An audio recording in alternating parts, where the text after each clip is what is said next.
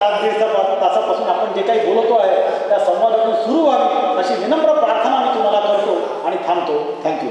धन्यवाद सर. आपण बोलला की अंतिम सत्य काय आहे हे तुम्ही आम्हाला सांगितलं आणि अंतिम सत्य हेच आहे की मुलाखत आता आपल्याला थांबवावी लागणार आहे.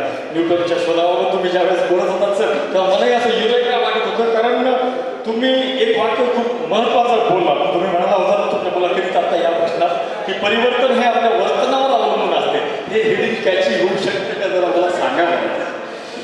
खूपच मस्त वाक्य आपण बोलला आहात. समाज वास्तव आता आपल्याला या ठिकाणी थांबावं लागणार आहे. महाराष्ट्र टाइम्सचे संपादक माननीय श्रीपाद अपराजित सरांची खूपच स्पष्ट परखड आणि विचार प्रवर्तक संवाद झालेला आहे. आजच्या गोंधळलेल्या काळात आजची व्यवस्था काय आहे याबाबत आपले विचार निश्चितच मार्गदर्शक ठरतील असा विश्वास आहे. आपला वेळ आणि आपले विचार आमच्यासोबत शेअर केल्याबद्दल अपराजित सरांना मनापासून धन्यवाद देऊया. ना वेळ झालेला आहे ना. क्षीरसागर सरांची एका ओळीत किंवा एका शब्दातच उत्तर मला सांगणं अपेक्षित आहे. आजच्या परिस्थितीमध्ये आंतरदेशीय पातळीवर आम्ही कोण्या पत्रकाराकडे आदर्श म्हणून बघावं.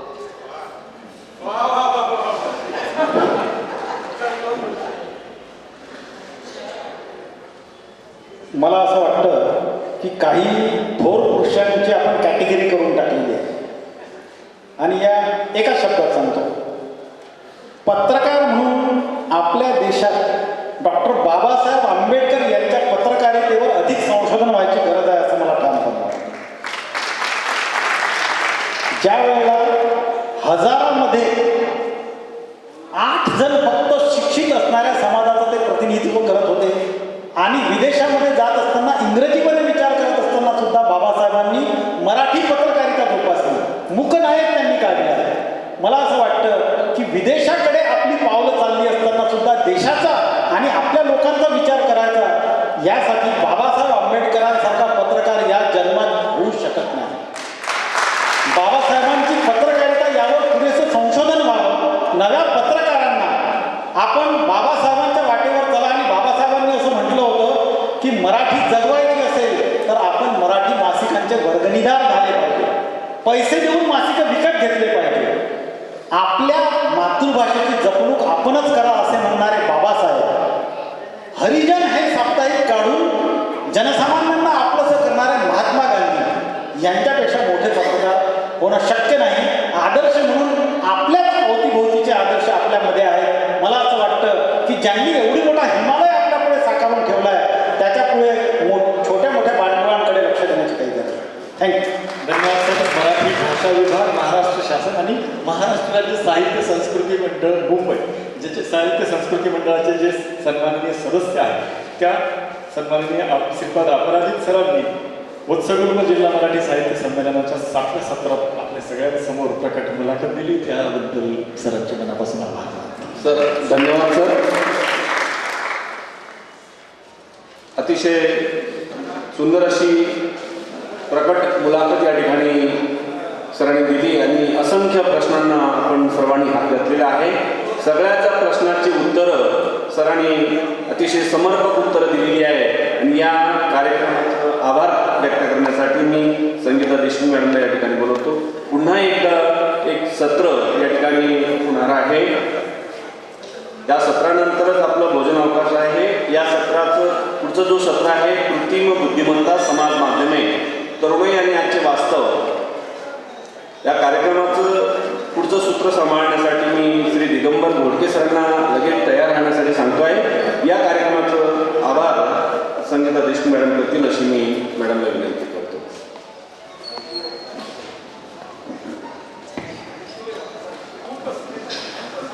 वत्सपूर्व जिल्हा मराठी साहित्य संमेलन 2025 संमेलनाध्यक्ष अशोक मानकर सर यांचे मी मनापासून आभार मानते. आमच्या संस्थेचे माननीय अध्यक्ष क्षीरसागर सर आमचे प्रेरणास्थान यांच्यासाठी 2 ओळी बोलू इच्छिते. पावसाच्या थेंबांनी धरती सुगंधी होते आणि सुकावते. पावसाच्या थेंबांनी धरती सुगंधी होते आणि सुकावते. चांगल्या माणसाच्या सानिध्याने जीवन आनंदी होते आणि नाते घट्ट होते. चांगल्या माणसाच्या सानिध्याने जीवन आनंदी होते आणि नाते घट्ट होते असे आमचे सन्मानित क्षीरसागर सर यांचे मी मनापासून आभार मानते.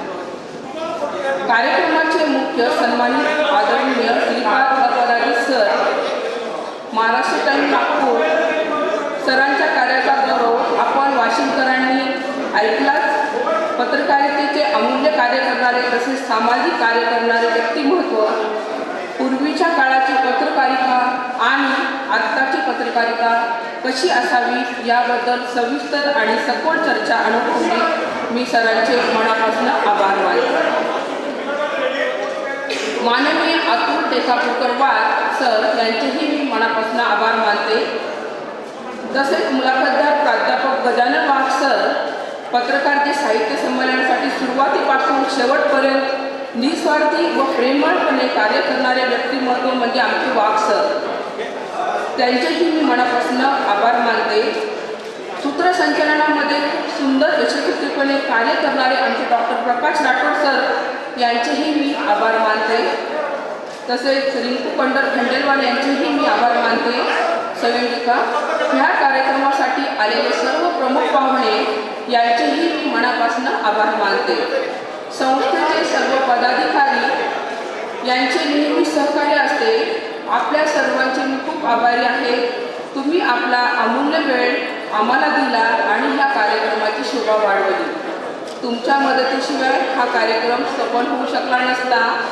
कार्यक्रमाच्या यशस्वीतेसाठी प्रत्यक्ष आणि अप्रत्यक्ष ज्यांनी सहकार्य केले त्यांचेही मी इथं आभार मानते. आजचे चर्चासत्र संपले असे मी जाहीर करते. अतिशय विवादार पद्धतीनं विषयाचं सखोल ज्ञान असणारे, खऱ्या अर्थानं पाहिलं झालं तर त्यांच्या नावातच अपराजित असा शब्द दिलेला आहे. त्याच्यामुळे प्रश्नाची कितीही मांदियाळी आली असती अपराजितपणे अविरतपणे या प्रश्नाची सूचना त्यांनी चालू ठेवली असती. एवढं प्रगल्भ हे व्यक्तिमत्व आज खऱ्या अर्थाने या परिसंवादामध्ये मुलाखत घेत असताना या ठिकाणी आपल्याला लाभलेलं आहे आणि सर्व साहित्यिकांनी त्या मुलाखतीचा भरभरून या ठिकाणी आनंद घेतलेला आहे. अशा क्षणाला असं म्हणावंसं वाटतं की योग्य आणि अयोग्य काय आहे या दृष्टिकोनातून वायदे करीती हजारो पाळणारे शोधतो, मानसाला मानसागत मानणारे शोधतो, बोलणारे भेटले ऐकणारे भेटले, बोलल्या विन अंतरीचे जाणणारा शोधतो, वायदे करीती हजारो पाळणारे शोधतो. यानंतर या ठिकाणी 8व्या सत्रामध्ये आपल्या या परिसंवादाला आपण सुरुवात करणार आहोत. या 8व्या सत्राच्या परिसंवादामध्ये उपस्थित असलेल्या सर्व मान्यवर रसिक साहित्यिकांचे या ठिकाणी मी मनापासून हार्दिक अभिनंदन करतो, हार्दिक स्वागत करतो. कार्यक्रमाला परिसंवादाला सुरुवात करण्यापूर्वी आजच्या या 8व्या सत्राच्या परिसंवादाचं अध्यक्षस्थान स्वीकारण्यासाठी मी आपल्या महाविद्यालयाचे प्राचार्य आदरणीय सन्माननीय पांडेसर यांना विनंती करतो की आपण या 8व्या परिसंवादाच्या सत्राचं आपण अध्यक्षस्थान भूषवावं. त्यासाठी आपल्याला या ठिकाणी आमंत्रित करतो की कृपया आपण अध्यक्षस्थान याचं स्वीकारावं. या परिसंवादामध्ये वेगवेगळ्या क्षेत्रामधून मान्यवर या ठिकाणी आपण विशेष करून बोलवले आहेत. हे मान्यवर सुद्धा या ठिकाणी आलेले आहेत. आज कृत्रिम बुद्धिमत्ता, समाज माध्यमे आणि तरुणाई आणि आजचे वास्तव या परिसंवादाची चर्चा होणार आहे. या दृष्टिकोनातून या परिसंवादाला एक छोटासा परिस्पर्श आदरणीय अपराजित सरांनी सुद्धा केलेला आहे. परंतु वेगळ्या धाटून आणि वेगळ्या पद्धतीनं आपले विचार व्यक्त करण्यासाठी या ठिकाणी समाज माध्यमांचे आणि AI टेक्नॉलॉजीवर बोलणारे dynamic and multi talented personalities या ठिकाणी आपल्या सर्वांच्या उपस्थितीमध्ये उपस्थित झालेले आहेत. त्यांना सुद्धा या ठिकाणी बोलवणार आहे. आदरणीय सन्माननीय सहभागी असणारे राधिका दंडे मॅडम यांना विनंती करतो की कृपया आपण सन्मानपूर्वक या ठिकाणी व्यासपीठावर येण्याची कृपा करावी. तदनंतर आपल्या टाळ्यांच्या गजरामध्ये आजच्या परिसंवादाला आपले विचार व्यक्त करण्यासाठी विशेष करून उपस्थित असलेले अनुराधा ठाकूर मॅडम यांना सुद्धा या ठिकाणी सन्मानपूर्वक विनंती करतो की आपण या परिसंवादाला या ठिकाणी येण्याची कृपा करावी. तद्वतच या परिसंवादामध्ये आपले विचार व्यक्त करण्यासाठी आदरणीय सन्माननीय सुमित जोशी सर यांना सुद्धा विनंती करतो की कृपया आपण व्यासपीठावर यावं. तद्वतच कृत्रिम बुद्धिमत्ता समाज मानलेली या विषयावर परिसंवाद करण्यासाठी आपल्याकडे उपस्थित आहेत श्रीनाथ घोडके यांना सुद्धा या ठिकाणी मी आमंत्रित करतो की कृपया सन्मानपूर्वक आपण व्यासपीठावर येण्याची कृपा करावी. मुस्तान शेख यांना सुद्धा विनंती करतो की कृपया आपण या ठिकाणी येण्याची कृपा करावी. अतिशय सुंदर असा विषय या ठिकाणी घेतलेला आहे. मागील 2 दिवसापासून सर्व साहित्यिक रसिकांसाठी या ठिकाणी विचारांची मांडणी आपण या ठिकाणी उपलब्ध करून दिली आहे. त्याबद्दल आयोजकांचे विशेष आभार व्यक्त करतो. दरवर्षीप्रमाणे वेगवेगळ्या साहित्यिकांचे विचारवंतांचे विचार आपल्या वाशिम जिल्ह्यातील सर्व साहित्यिक रसिकांना मिळावे या अनुषंगाने एक वेगळ्या धाडणीचा प्रयत्न SMC यांच्या माध्यमातून केला जातो आणि SMC शिक्षण प्रसारक मंडळ वाशिमद्वारा हे कार्यक्रम आयोजित केला जातो. आणि या वत्सपूर्ण जिल्हा मराठी साहित्य संमेलनाला वाशिम जिल्ह्यातील अनेक साहित्यिक खूप आनंदाने याच्यामध्ये सहभागी होतात आणि परिसंवादाचा मुलाखतीचा वेगळ्या विचारांचा या ठिकाणी लाभ घेतात याचा आम्हाला आनंद वाटतो. या ठिकाणी जास्त वेळ न घेता ज्या बाबींची आपण आतुरतेने वाट बघत आहात, कृत्रिम बुद्धिमत्ता, समाज माध्यमे, तरुणाई आणि आजचे वास्तव या विषयावर बोलण्यासाठी सर्व मान्यवर मंडळी या ठिकाणी आलेली आहेत. आणि या 8व्या सत्राचे अध्यक्षस्थान आपल्या कॉलेजचे प्राचार्य आदरणीय पांडे सरांनी या ठिकाणी स्वीकारलेलं आहे. आदरणीय सन्माननीय, सर्वप्रथम आपण मान्यवरांचं स्वागत करून आपल्या परिसंवादाला आपण सुरुवात करणार आहोत. तर सर्वप्रथम या ठिकाणी आजच्या परिसंवादाच्या कार्यक्रमाचे अध्यक्ष आदरणीय प्राचार्य डॉक्टर पांडे सरांचे स्वागत करण्यासाठी मी आमंत्रित करतो. आमचे आरोग्य अधिकारी आदरणीय डॉक्टर विजय काळे सरांना की कृपया त्यांना पुष्पगुच्छ देऊन या ठिकाणी आपण सन्मानित करावं या परिसंवादाच्या कार्यक्रमाला. आदरणीय डॉक्टर विजय काळे सर. काळे सर या सर. आजचं या 8व्या परिसंवादाचं सत्र आहे. कृत्रिम बुद्धिमत्तेचा जो आपला वापर चालू आहे तो योग्य की अयोग्य, चूक की बरोबर, सत्य की असत्य, उचित की अनुचित अशा वेगवेगळ्या अनुषंगाने या ठिकाणी सर्व मान्यवर बोलणार आहेत. तत्पूर्वी आजच्या कार्यक्रमाचे अध्यक्ष डॉक्टर प्राचार्य पांडे सरांना या ठिकाणी सन्मानित करताना डॉक्टर विजय काळे सर. जोरदार काळावर आपण स्वागत करूया. तदनंतर या परिसंवादाला विशेष करून आमच्या विनंतीला मान देऊन या विषयावर बोलण्यासाठी उपस्थित असलेल्या राधिका दंडे मॅडम यांचा सन्मान करण्यासाठी, स्वागत करण्यासाठी मी आमंत्रित करतो कुमारी वैशाली बंजारी मॅडम यांना की कृपया आपण राधिका दंडे मॅडमला या ठिकाणी पुष्पगुच्छ देऊन सन्मानित करावं, त्यांचा सत्कार करावा. अतिशय सुंदर विषय निवडलेला आहे. सध्याच्या पर्वणीला अतिशय कळीचा असलेला हा विषय योग्य की अयोग्य या दृष्टिकोनातून आपण परिसंवाद साधणार आहोत. आणि त्यासाठी राधिका दंडे मॅडम या ठिकाणी विशेष करून उपस्थित आहेत. त्यांचा सन्मान या ठिकाणी वैशाली बंजारी मॅडम करत आहे. त्यानंतर या परिसंवादाला उपस्थित असलेल्या सन्माननीय अनुराधा ठाकूर मॅडम यांना सन्मानित करण्यासाठी मी आमंत्रित करतो श्वेता उचित मॅडम यांना की कृपया आपण अनुराधा ठाकूर मॅडम यांना पुष्पगुच्छ देऊन सन्मानित करावं, त्यांचा सत्कार करावा. ही वैचारिक मांडणी आणि सर्वच वाशिमकरांना विशेष करून उपलब्ध करून दिल्याबद्दल खरंच मी वत्सपूर्ण मराठी साहित्य संमेलनामध्ये जे आयोजक त्या आयोजकांचे या ठिकाणी खरंच अभिनंदन करतो. त्यानंतर या ठिकाणी या विषयावर आपले विचार व्यक्त करण्यासाठी विशेष करून आलेले सुमित जोशी सर यांना सन्मानित करण्यासाठी मी आमंत्रित करतो प्राध्यापक राठोड सरांना की कृपया सुमित जोशी सरांना आपण या ठिकाणी पुष्पगुच्छ देऊन सन्मानित करावं, त्यांचा सत्कार करावा. वेगळ्या धाटणीचे आणि वेगळ्या विचारांचे हे सर्व मान्यवर या ठिकाणी विशेष या परिसंवादामध्ये बोलण्यासाठी आलेले आहेत आणि आपल्याला यांचे विचार ऐकायला मिळणार आहेत. तदनंतर या परिसंवादामध्ये आवर्जून आपले विचार व्यक्त करण्यासाठी उपस्थित असलेले श्रीनाथ घोडके सर यांना सन्मानित करण्यासाठी मी आमंत्रित करतो विठ्ठल जोशी सरांना की कृपया त्यांनी समोर येऊन आजच्या परिसंवादामध्ये विशेष करून सहभागी झालेले श्रीनाथ घोडके सरांना आपण पुष्पगुच्छ देऊन सन्मानित करावं, त्यांचा सत्कार करावा.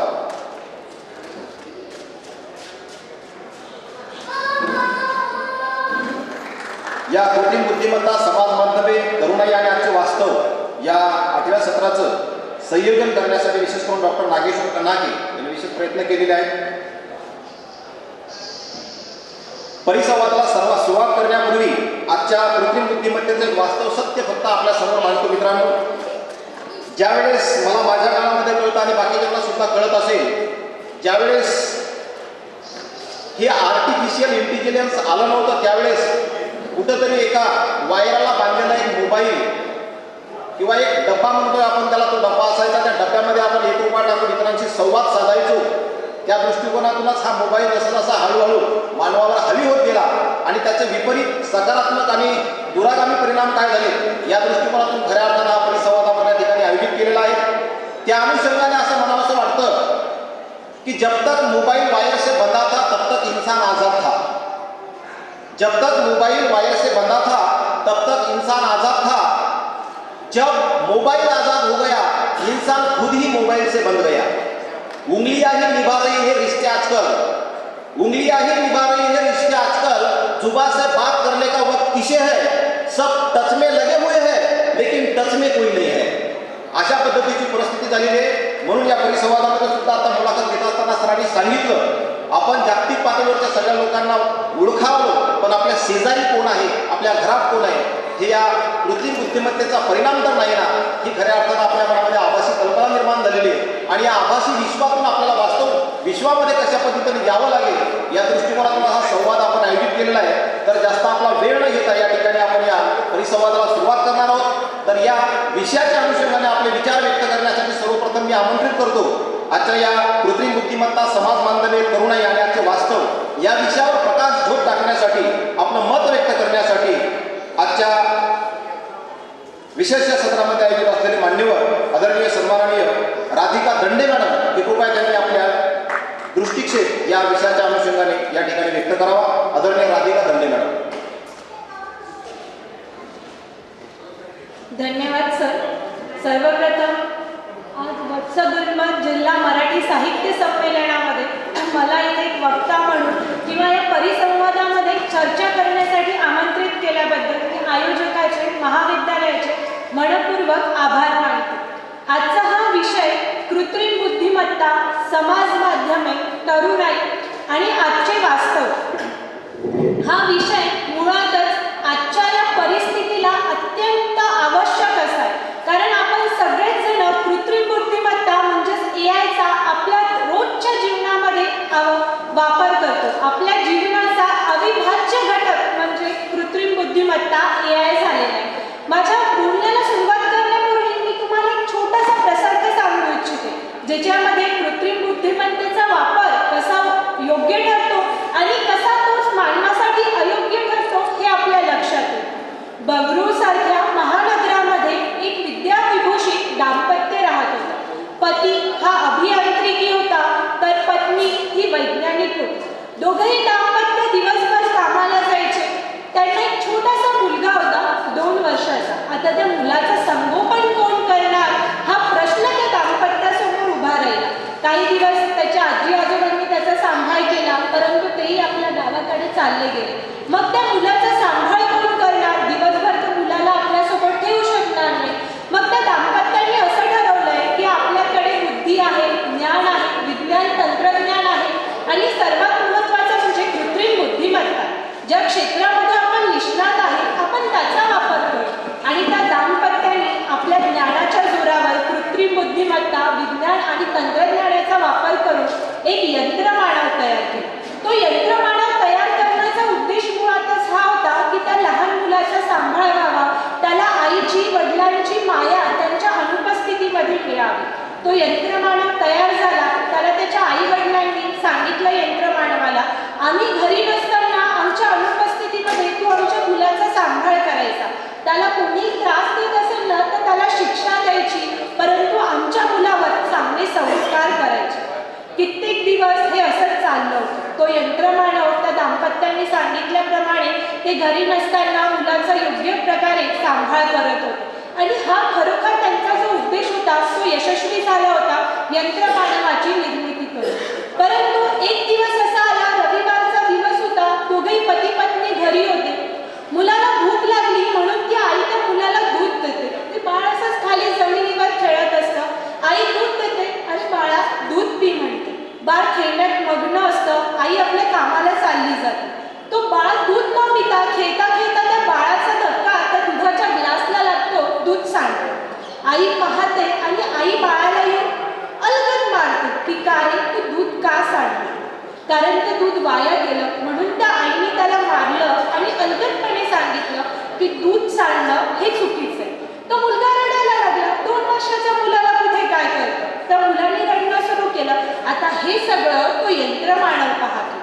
त्याला ऑर्डर दिली होती, त्याच्या डोक्यामध्ये फिट झालेलं होतं की कोणी जर बाळाला त्रास दिला, तो रडायला लागला तर त्याला शिक्षा करायची.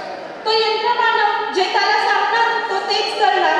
तो मागून त्या आईच्या येतो आणि त्या आईच्या डोक्यामध्ये काहीतरी मारतो. त्या बाळाची आई तिथेच ठार होते आणि धारत होते. सांगण्याचं तात्पर्य आहे की त्या कृत्रिम बुद्धिमत्तेचा, विज्ञान तंत्रज्ञानाचा वापर करून तो यंत्रमानव तयार केला का, तर त्या मुलाचं संगोपन करण्यासाठी. उद्देश चांगला होता, त्यात वाईट काहीच नव्हतं, परंतु शेवटी तो यंत्रमानव होता. त्याला सांगितलं, त्यांनी तेच केलं आणि शेवटी ते माणसाच्याच जिव्हारी आलं. ज्यांनी त्याची निर्मिती केली त्यांनी त्यालाच ठार केलं. म्हणजे काय, तर काहीही सांगता येत नाही. आपण कोणत्या गोष्टीच्या आहारी जातोय हेही आपल्याला माहीत असायला पाहिजे. AI कृत्रिम बुद्धिमत्ता म्हणजे मुळात काय, तर संगणकाला मानवासारखं बोलण्याची, समजण्याची क्षमता देण्याचा एक दृष्टिकोन म्हणजेच कृत्रिम बुद्धिमत्ता. आणि या कृत्रिम बुद्धिमत्ताचे उदाहरण आपण आपल्या दैनंदिन आयुष्यामध्ये रोजच वापरतो. अलेक्सा इथे उपस्थित बहुतांश घरात, सगळ्यांच्या घरी नाही म्हणणार मी, कारण ते परवडणारं प्रत्येकाला नाहीये, परंतु अलेक्सा असेल. बहुतांश जणांच्या घरी अलेक्सा असेल आणि लहान मुलांना तर खूप मजा वाटते अलेक्सा सोबत. अलेक्सा लाईट बंद कर, अलेक्सा पंखा बंद कर. सगळं जर अलेक्सा करायला लागली तर आपल्या या हातापायांचा काय उपयोग? मनुष्य तर निकामीच होऊन जाईल ना. मग या अलेक्साचा वापर पण आपण कसा करायला पाहिजे हेही आपल्याला माहीत असणं तितकंच आवश्यक. एकदा स्वामी विवेकानंदांना त्यांचे शिष्य विचारतात, एक प्रश्न विचारतात, स्वामी विष म्हणजे काय हो, कशाला विष म्हणायचं? त्यावर विवेकानंद विचार करतात आणि अत्यंत समर्पक असं उत्तर देतात. ते म्हणतात, बाळा, विष त्यालाच म्हणायचं जो मनुष्याला स्वतःची अतिशय आवड लावतो आणि तीच आवड मनुष्यासाठी अपायकारक ठरते, मनुष्याचा सर्वनाश करते. मग ही कृत्रिम बुद्धिमत्ता पण मानवासाठी विषच नाही का? आपण केलंय त्याला आपल्या उपयोगासाठी, आपल्या वापरासाठी, परंतु आजची परिस्थिती अशी आहे की आपण त्या कृत्रिम बुद्धिमत्तेच्या इतक्या आहारी गेलोय की कुठेतरी ते आपल्यासाठी विषच ठरते. नाण्याला दोन बाजू असतात, सकारात्मक आणि नकारात्मक. तेच या कृत्रिम बुद्धिमत्तेच्या बाबतीत आहे. त्याचा योग्य वापर केला तर ते सकारात्मक आहे आणि त्याचा दुरुपयोग केला तर त्याचे दुष्परिणाम पण आपल्याला भोगावे लागणार. लहान मुलांना, आम्हाला महाविद्यालयीन विद्यार्थ्यांना जेव्हा पण गृहपाठ दिला जातो, काही उपवर्ग दिले असतो, आम्ही लगेच मोबाईलवर AI ची मदत घेतो, ChatGPT, चॅटबॉयची मदत घेतो आणि लगेच आम्हाला क्षणार्धात आमचं उत्तर मिळतं. हे आमच्यासाठी सोयीस्कर आहे, फायदेशीर आहे. आम्हाला पुस्तकं वाचायची गरज नाही, जास्त खोलमध्ये जाण्याची गरज नाही, आम्हाला सगळं अलगद मिळतं हो. परंतु याचा सगळ्यात मोठा दुष्परिणाम म्हणजे आजच्या पिढीमध्ये हरवत चाललेली वाचनाची आवड. तिथे पुस्तकांचे दुकानं लागलेले आहेत. इथे असलेल्या किती जणांनी तिथे जाऊन विद्यार्थ्यांनी भेट दिली? मला हा प्रश्न विचारायचा. कारण सगळे पुस्तकं तर जसं सरांनी सांगितलं मग असे मोबाईलमध्ये मिळतात, तो AIचा फायदा आहे. परंतु त्या पुस्तकांना जेव्हा आपण हाताळतो ना, त्या पानांना अलगदपणे पलटण्याचे कधी तुम्ही प्रयत्न केलाय? त्या पुस्तकांशी मैत्री करण्याचा जो आम्ही प्रयत्न करत होतो ना, तो आता या AI मुळे अत्यंत कमी झाला. रोज सकाळी वृत्तपत्र वाचण्याची जी धडपड असायची ती आता तर या मोबाईलमुळे अत्यंत कमी झाली, कारण सहज आम्हाला मोबाईलवर मिळतो. एखाद्या ठिकाणी जायचं असतं, मी माझ्या घरून निघाली, मला हे ठिकाण माहिती नाही, मी लगेच मोबाईल काढला, AIच्या माध्यमातून कृत्रिम बुद्धिमत्तेच्या साहाय्याने गुगल मॅप्सवर लोकेशन टाकली, मला ते लोकेशन मिळते, मी त्या लोकेशनवर पोहोचते. मला त्याचा फायदा झाला, कारण मी अनोख्या ठिकाणी गेल्यावर मला लवकर ते ठिकाण नाही माहीत पडत, कुठे मी लोकांना विचारणार आहे. परंतु ही जरी त्याची एक जमेची बाजू झाली, तरी दुसरी बाजू म्हणजे अशी की 2024 मध्ये उत्तर प्रदेशातील रायबरेली येथे एक कुटुंब असंच एका नियोजनासाठी, समारंभासाठी जायला निघालं. त्यांना त्या लोकेशनच्या ठिकाणाची माहिती नव्हती. ते निघाले, त्यांनी गुगल मॅप्सची मदत घेतली. त्यांनी त्यांना लोकेशन दाखवलं. एक नदी होती, त्या नदीवर पूल होता, त्या पुलावरनं जाण्याचं लोकेशन दाखवलं. ते गेले. आता त्यांना थोडी माहिती तो पूल अर्धवट आहे म्हणून. त्या मॅप्सने त्यांना जे दाखवलं ते गेले. पुढे जाऊन त्यांची गाडी त्या नदीमध्ये, त्या दरी खोऱ्यामध्ये कोसळली आणि त्या एकाच कुटुंबातील 3 जणांचा मृत्यू झाला. हेही वास्तव. प्रत्येक वेळेला कृत्रिम बुद्धिमत्ता AI खरं बोलते असं नाही. आणि हे मी नाही म्हणत आहे, हे संशोधन सांगतं की AI हा थापा मारतो, तितकेच थापा मारतो जितका मनुष्य थापा मारतो, कारण मनुष्यानेच त्याला तयार केलेलं आहे. आता अनेक जण असे आहेत की ज्यांना एकांतवास आहे, म्हणजे एकांतपणा जाणवतो. वृद्ध जर असतील तर त्यांना घरी बोलायला कोणी नसतं, सगळेजण आपापल्या कामावर गेले असतात. मग अशा वेळेस त्यांना त्या ChatGPTचा किंवा काहीतरी भावभावना देण्याचा तो एक आधार बनतो. परंतु याच AI मुळे जेव्हा एक 14 वर्षाचा मुलगा आत्महत्या करतो तेव्हा प्रश्न पडतो की खरंच हा AI मानवासाठी वरदान आहे, आपल्या उपयोगी आहे. अमेरिकेतील फ्लोरिडा येथे एक 14 वर्षाचा मुलगा होता. त्याची आई इतकी सिंगल पॅरेंट्स होती की दिवसभर कामाला जायची. मग त्या मुलाला घरी कोणी बोलायला नाही, खेळायला नाही, तो बिचारा आपल्या ChatGPT सोबत गप्पा मारायचा. त्या ChatGPT मध्ये त्याची आभासी गर्लफ्रेंड झाली डॅनी. ते दोघंही दिवस रात्र त्याच्यावर गप्पा करायचे. मग त्याची आई घरी यायची, दिवसभर मुलगा करतो काय? आईला प्रश्न पडायचा, आईला म्हणायचं मुलगा अभ्यास करत असेल, काही करत असेल. आई थोड्या नंतर काही कालांतर असंच चाललं. एक दिवस त्या डॅनीने त्या मुलाला असा काहीतरी मेसेज केला जो त्याला सहन झाला नाही. तो त्याने वॉशरूममध्ये गेला आणि स्वतःच्या घरातली रिव्हॉल्वर काढली आणि स्वतःला शूट केलं. तिथेच त्या मुलाचं आयुष्य संपलं. म्हणजेच काय तर कधी कधी या कृत्रिम बुद्धिमत्तेमुळे मनुष्याचा जीव सुद्धा त्याला गमवावा लागतो. याचे उपयोग आहेत मी मान्य करते, परंतु यामुळे आपल्या गोपनीयतेचा सुद्धा भंग होतो. मध्यंतरी पंतप्रधान श्रीमान नरेंद्र मोदी यांचा गरबा खेळतानाचा व्हिडिओ, नारायण मूर्ती यांनी नवीनच कंपनी सुरू केली म्हणून एक व्हिडिओ तयार झाला. आलिया भट, रश्मिका मंदाणा यांसारख्या कितीतरी मोठ्या सेलिब्रिटींचे राजकारण्यांचे डीपफेक व्हिडिओ तयार झाले. त्यांच्या गोपनीयतेचा भंग झाला. म्हणजे काय, मग आपल्या सर्वसामान्याबद्दल तर हे नक्कीच होऊ शकतं ना. विशेषतः महिलांच्या आणि मुलींच्या बाबतीत तर हे नक्कीच घडणारच आहे. कारण आपली माहिती उद्या कुठपर्यंत जाईल, त्या माहितीचं काय केलं जाईल काहीच सांगता येत नाही. आणि आजची तरुण पिढी सुद्धा याच्या आहारी जाते. हेच आजचं वास्तव आहे. मग ते समाज माध्यमे असतील, तरुणाई असेल किंवा इतर कोणी. व्हॉट्सअपनी तर त्यांचं मेटा AI केलंय. व्हॉट्सअपवरही लगेच एका मिनिटात आपल्याला प्रत्येक गोष्टीची प्रश्नांची उत्तरं मिळतात. म्हणूनच कुठेतरी प्लेटो म्हणतो की only the dead have seen the end of war. कारण नुकतंच रशिया युक्रेन युद्ध झालं. त्या युद्धामध्ये जर रशियाने AI द्वारा स्वयंचलित बंदूक तयार केली होती आणि ती बंदूक फक्त मानवाच्या डोळ्यावर वगैरे नाही, अचूक निशाणा साधण्यामध्ये होती.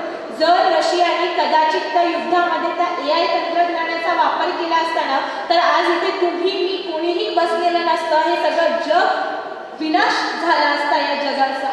आहेत याचे उपयोग, परंतु त्याच बाबतीत या नाण्याला नकारात्मकही बाजू आहे. त्यामुळे कृत्रिम बुद्धिमत्ता ही मानवासाठी एक गुंतागुंतीची प्रक्रिया आहे. याचा चांगला उपयोग केला तर नक्कीच क्रांती घडून येईल, परंतु याचा दुरुपयोग केला तर ज्या मानवाने या कृत्रिम बुद्धिमत्तेला बनवलं नक्कीच कृत्रिम बुद्धिमत्ता मनुष्याचा विनाश करेल, मनुष्याला नष्ट करेल, हे मात्र नक्कीच.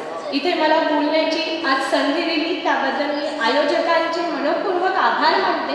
आणि शेवटी एवढंच सांगू इच्छिते की आपल्याला कृत्रिम बुद्धिमत्तेचा वापर करणं आजच्या युगामध्ये आवश्यक आहे, तो केलाच पाहिजे, परंतु त्याच्या मर्यादा व्यक्त केली मॅडमने. कोणतीही बाब कृत्रिमरित्या आलेली ही मानवावर हवी होऊ शकत नाही. तो धारण करता कसा आहे त्याच्यावर सगळ्या बाबी डिपेंड आहे. याचं जिवंत सर्व चित्रण आणि मनोगत या ठिकाणी व्यक्त केलेले मॅडमने. यानंतर कृत्रिम बुद्धिमत्ता या विषयावर आपले विचार व्यक्त करण्यासाठी मी आमंत्रित करतो श्रीनाथ बोडके यांना की कृपया त्यांनी या विषयावर आपले विचार व्यक्त करावेत, परिसंवाद करावा. थँक्यू. सर्वप्रथम SMC शिक्षण प्रसारक मंडळाचा मी आभारी आहे की त्यांनी मला इथे या विषयावरती बोलण्यासाठी आमंत्रित केलं. राधिकाने त्यांच्या भाषणामध्ये सांगितलंच आहे की बाबा काय ॲडिक्शन होऊ शकतं किंवा त्याचे आपल्याला निगेटिव्ह कॉजेस काय असू शकतात किंवा त्याचे निगेटिव्ह परिणाम आपल्या लाईफमध्ये काय असू शकतात. हा जो विषय आहे कृत्रिम बुद्धिमत्ता, तरुणाईमधील आजचे वास्तव आणि सोशल मीडिया म्हणजे समाज माध्यमे, या सगळ्यांच्यामध्ये भोवती आपण फिरतोय. पण काय झालं की आजकाल कसं असतं की आपल्याला आपल्या घरच्या बनवलेल्या जेवणापेक्षा लोकांच्या घरचं जेवण जरा जास्त आवडतं. आपल्या विदर्भातले एक प्रसिद्ध कवी लेखक साहित्यिक मिर्झाजी बेग ते आता नाही आहेत. त्यांचा एक खूप असा मस्तपैकी एक जोक म्हणा किंवा वन लाईनर म्हणा तो असा आहे की देशीवर विदेशी अशी झाली सवार, पुढे गेली सोनिया आणि मागे राहिली पवार. ही जी काही संस्कृती ती या वेस्टर्न कंट्रीजमधून जी काही टेक्नॉलॉजी आपल्याला सर्व केली जाते ती आपण खूप हॅपीली आपण ती ॲक्सेप्ट करतो. आणि त्याच्यामुळे होतंही असं की आपल्या लाईफमध्ये त्याचे काय परिणाम होतात किंवा आपण त्याच्यापासून किती अपॉर्च्युनिटीज ग्रॅप करतो ही गोष्ट खूप महत्त्वाची झालेली. आणि हा जो विषय आहे समाज माध्यमे, कृत्रिम बुद्धिमत्ता आणि आजचे तरुणाईमधले वास्तव याच्यावर मी बोलणार आहे. तर माझ्या समोर जे बसलेले आहेत माझे 3 बंधू म्हणजे जे माझे प्रेरणास्थान आहे. पहिले म्हणजे देव सर, दुसरे इरफान सर ज्यांना सगळे ओळखतात, जोशी सर, विठ्ठल जोशी सर, आणि जे माझ्या शाळेमध्ये शिक्षक म्हणून ज्यांनी काम केले, कार्य केले. माझं दुर्दैव असं की मला त्यांच्या कार्यकाळामध्ये शिकता आलं नाही. असे बाबाराव भोसले सर, या सर्वांना मी नतमस्तक होतो आणि मंचाचा पण मी आभारी आहे आणि तुम्हाला पण नतमस्तक होतो. कृत्रिम बुद्धिमत्ता हा जो शब्द आहे ना, हा शब्द आपल्याला एकट्या काही वर्षापासून आपल्या कानावरती पडायला लागला. जसं की अगोदर कोरोना होता, कोविड आला होता, तर आपल्याला पॅन्डेमिक शब्द माहिती होता का? 98% पॉप्युलेशन हा शब्दच माहिती नव्हता की पॅन्डेमिक काय आहे, त्याच्यानंतर व्हेंटिलायझेशन काय आहे किंवा वॅक्सिनेशन काय आहे हे माहीतच नव्हतं. 2022ला जेव्हा ऑक्टोबर महिन्यामध्ये ChatGPT लॉन्च झाली तेव्हापासून असा महापूर आला, प्रलय आला की ChatGPT काय आहे, आर्टिफिशियल इंटेलिजन्स काय आहे किंवा कृत्रिम बुद्धिमत्ता काय आहे. कृत्रिम बुद्धिमत्ता जी आहे ती आजची नाही किंवा जेव्हापासून आपण रोबोट पिक्चर पाहतो रजनीकांतचा तेव्हापासून ती कृत्रिम बुद्धिमत्ता आलेली नाही आहे. जसं प्रत्येक गोष्टीला इतिहास असतो, एक काळ असतो, एक वेळ असतो. जसं 1953 किंवा त्याच्यानंतरच्या काळामध्ये जॉन MC कॅर्थी नावाचे एक अमेरिकन फिजिक्स शास्त्रज्ञ होते आणि मॅथमॅटिशियन होते. तर त्यांनी काय केलं, त्यांनी हा विचार केला लॅबमध्ये बसत असताना की ChatGPT आता जे आपण विचार करतो म्हणजे AI हा म्हणजे कम्प्युटर माणसाच्या मेंदूसारखा विचार करू शकतं का, किंवा माणसाचा जो मेंदू, माणसाच्या मेंदूमध्ये जे न्यूरॉन्स आहेत आपल्या ब्रेनमध्ये ते आपण कम्प्युटरमध्ये टाकू शकतो का, हा एक खूप मोठा त्यांच्यासमोर प्रश्न आला आणि त्यांनी तिथून सुरुवात केली. पण जॉन MC कॅर्थींनी काय केलं, आत्ता जसं की आपल्या इथे राजकारणामध्ये होतं की म्हणजे अगोदरचे जे पक्ष असतात ते एखादं विकास काम सुरू करतात आणि ते म्हणतात की नाही आता हे आमच्या कार्यकाळात नाही, जे निवडून आलेले असतात ते आमच्या कार्यकाळात झालेलं नाही. मग त्याची जी धुरा आहे ते धुरा सांभाळली जॉफ्री हिंटन यांनी. जॉफ्री हिंटनना म्हणतात AI चे जनक, द फादर ऑफ AI. त्यांनी या जगाला AI ची ओळख करून दिली. मग त्यांनी काय केलं असं, त्या माणसाचे आपल्या सर्वांवरती तिथे बसले, तुम्ही मी मंचावर बसलेले किंवा सर्व आपण जे ChatGPTचा यूज करतो किंवा ज्या AI टूल्सचा यूज करतो त्या माणसाचे आपले उपकार असे आहेत की त्या माणसाने ज्याला आपण अल्गोरिदम म्हणतो म्हणजे आपला जसा स्वभाव असतो, आपण जसं एखाद्याच्या गोष्टीवरती आपण रिॲक्ट होतो, तर तो त्याने अल्गोरिदम तयार केला. त्याला म्हणतात न्यूरल लँग्वेज. म्हणजे कॉम्प्युटरला आपण सांगितल्यानंतर त्याला माणसाच्या भावना समजतात, त्याला फिलिंग समजतात. तर हे इथून यायची सुरुवात झाली. आणि कृत्रिम बुद्धिमत्ता मग आता आपल्यासाठी शाप आहे की वर्गाला हे त्याचे जे पॉझिटिव्ह आहेत किंवा निगेटिव्ह थॉट्स आहेत ते अधिकारी सांगितले, त्याबद्दल मी बोलणार नाही. पण आता आपल्यासमोर संधी कशी आहे किंवा आपल्याला त्याच्यातून धोका कसा आहे याच्यावरती मी बोलणार आहे. कारण मी म्हणजे तिने ते पण सांगितलं आता की कृत्रिम बुद्धिमत्ता म्हणजेच AI याच्याबद्दल ते त्यांनी इन्फोसिसचे जे नारायण मूर्ती आहेत त्यांच्याबद्दल पण सांगितलं की त्यांचे व्हिडिओ वगैरे तयार करण्याबद्दल. तर मला सांगायला आवडेल की सुदैवाने मी सुद्धा त्यांच्याच कंपनीमध्ये सध्या कामाला आहे. तर त्याच्यामुळे जगामध्ये जे चालू घडामोडी त्या लवकर कळतात. तर त्याचं एक एक्झाम्पल सांगतो की आत्ता आपले जे आईवडील आहेत किंवा आत्ताचे जे पॅरेंट्स आहेत तर ते एवढे शार्प नाही आहेत. म्हणजे अगोदर 90ची जर तुम्ही जेन्सीज पाहिलं त्याच्या अगोदरची तर अगोदरची म्हणजे आता मिलेनियर्स वगैरे आणि आता जेन्सी झाले, तर ही जी जनरेशन आहे ना ही लवकर ट्रॅप करते. अगोदरचे जे आपल्या पॅरेंट्सचे वेळेसची जी जनरेशन होती त्यांना ह्या गोष्टी लवकर ट्रॅप होत होत्या.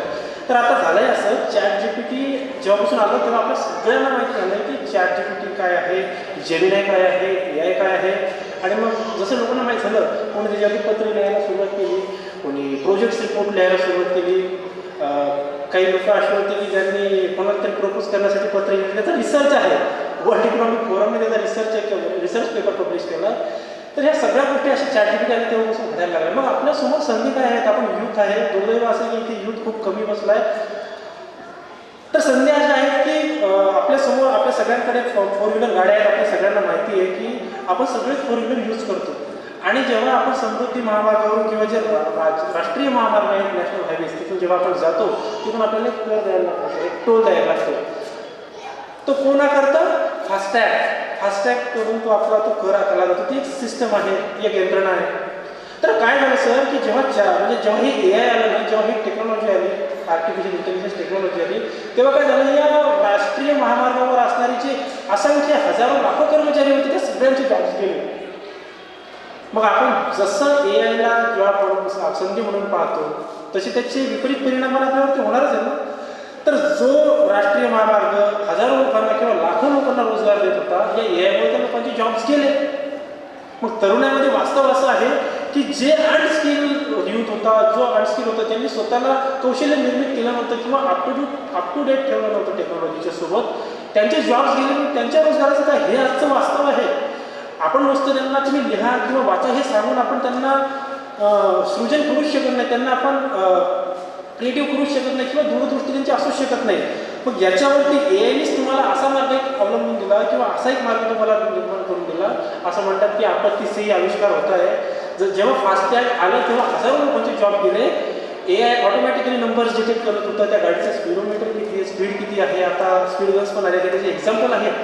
पण आपल्याला संधी AIने अशी निर्माण करून दिली की जो आजचा यूथ आहे त्याचं जे वास्तव आहे की आजकाल खूप बेरोजगारी आहे आणि AIमुळे तर खूप जॉब खाल्ले जात आहेत किंवा जॉब्स जाणार आहेत. स्पेशली रिपोर्टर लोकांचे जे संपादक आहेत त्यांचे जॉब्स जात आहेत.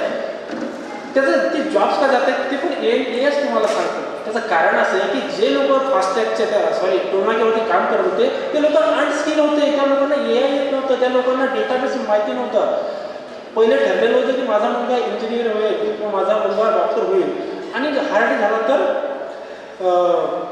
टीचर होईल असं ठरलेलं होतं. पण आजच्या काळामध्ये जी जनरेशन आहे, जी मुलं आता KG1 मध्ये आहेत, KG2 मध्ये आहेत, त्यांच्या पॅरेंट्सना असं वाटतं की माझा मुलगा बिझनेस अनालिस्ट झाला पाहिजे, माझा मुलगा डेटा अनालिस्ट झाला पाहिजे. कंपन्यांकडे जे हजारो लाखो लोकांचा डेटा येतो फास्टॅग आला म्हणजे तो फास्टॅगचा डेटा कोणीतरी एका सर्वांना जमा होतच असेल, तो डेटा मॅनेज करायला लोक लागत असतील.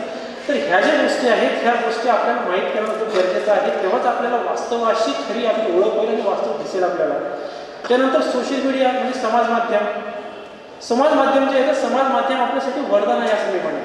शाप काय आहे ते तुम्हाला खूप चांगलं माहिती आहे. सोशल मीडियाच्या माध्यमातून 2014ला एका मुलाने फेसबुकवरती एक ग्रुप तयार केला. त्या ग्रुपचं नाव होतं बेवकूफ. आता आपण म्हणजे लोकांना मूर्ख काढायचं काम होतं नाही. पारंपरिक आपण ट्रेडिशनली जे कपड्यांच्या दुकानामध्ये जे कपडे घेत होतो ते आपल्याला खूप महागडे मिळत होते आणि जसे आपल्याला काय डिझाईन्स पाहिजे असतात तसे मिळत नसतात. म्हणजे जेंट्सच्या बाबतीत ते ठीक आहे, आपण दोन तीन खुश होतो पण इकडे कलर पाहिजे, त्याच्यामध्ये वेगळे पॅटर्न्स पाहिजे असं होतं. तर त्या मुलाने काय केलं, बेवकूफ नावाची कंपनी सुरू केली. फेसबुक ग्रुप अगोदर काय होतं, फेसबुक ग्रुप, आणि त्याच्यामध्ये तो टी-शर्टचं डिझाईन टाकत होता. 2016 मध्ये त्याच्या फेसबुक ग्रुपवरती 1 लाख लोक जॉईन झाले आणि त्याला कळलं की आता सोशल मीडियाची पॉवर काय आहे. तो पोरगा अगोदर बेरोजगार होता आणि ते गंमतमध्ये मोबाईलवरती टी-शर्टच्या डिझाईन सुरू केल्या आणि 2016 मध्ये त्यांनी बेवकूफ नावाची त्याची कंपनी लॉन्च केली. ती आता सध्या इंडियामध्ये सेकंड नंबरवरती रँक करते की जी कस्टमाइज टी-शर्ट प्रिंट करते आणि त्याच्या कंपनीचा रेव्हेन्यू एका वर्षाचा 26 करोड रुपये 2024 आहे. म्हणजे ही सोशल मीडियाची पॉवर आहे. आता पॉवर तर सगळ्या गोष्टीची असते ना, निगेटिव्ह पॉझिटिव्ह पॉईंट्स तर सगळे असतात आपल्याला. त्याचं निगेटिव्हनेस काय आहे, आपण सोशल मीडियावरती जे व्हॉट्सॲप युनिव्हर्सिटी नावाचा एक शब्द आहे, ही जी व्हॉट्सॲप युनिव्हर्सिटी आहे ही आपल्यासाठी दुधारी तलवारीसारखी काम करते. दुधारी तलवार कशी आहे, एखाद्या वयोवृद्ध व्यक्ती आहे जो रिटायर झाला आहे, कदाचित असं असू शकते की त्यांच्या मॅडम गेलेल्या असतील किंवा जो यूथ आहे जो एकटा आहे, सोलो आहे, त्याच्यासाठी तर खूप निगेटिव्ह गोष्टी होत आहेत. मग कोणीतरी आपला आभासी व्हर्च्युअल फ्रेंड होता जसं राधिकाने सांगितलं, मग त्याच्यात त्याला ब्लॅकमेलिंग सुरू होते, पैसे त्याच्याकडून आकारले जातात आणि लोक बरेचसे असे आहेत की ह्या गोष्टीपासून सगळी गोष्ट सगळ्या लोकांचं म्हणजे काय म्हणतील त्यांना त्यांचं नुकसानच ठरले. त्याचं एक उदाहरण देतो आणि मी माझं थोडक्यात थांबवतो कारण AI हा विषय 10 मिनिटांमध्ये तर आपण सांगूच शकत नाही. सोशल मीडियावरती साताऱ्याची मुलगी जे रील्स बनवतात ना, आता आपण त्यांना पाहतो की खूप रील स्टार्स आहे, ट्रेंड आहे, मग एखादं गाणं येतं, कोणती कमल पतली कमल या मुलं हाय असे ट्रेंड्स येतात. हे ट्रेंड्स का चालवलेले असतात ते आपल्याला आपले ब्रेन वॉश करायला सुरुवात केलेली असते. आमचे नारायण मूर्ती आहेत, इन्फोसिसचे फाउंडर आहेत. तर त्यांचं म्हणणं असं आहे की AI is not a tool that you can use for every day. If you start to use every day in your day-to-day life, then you will be lost your creativity and your mind.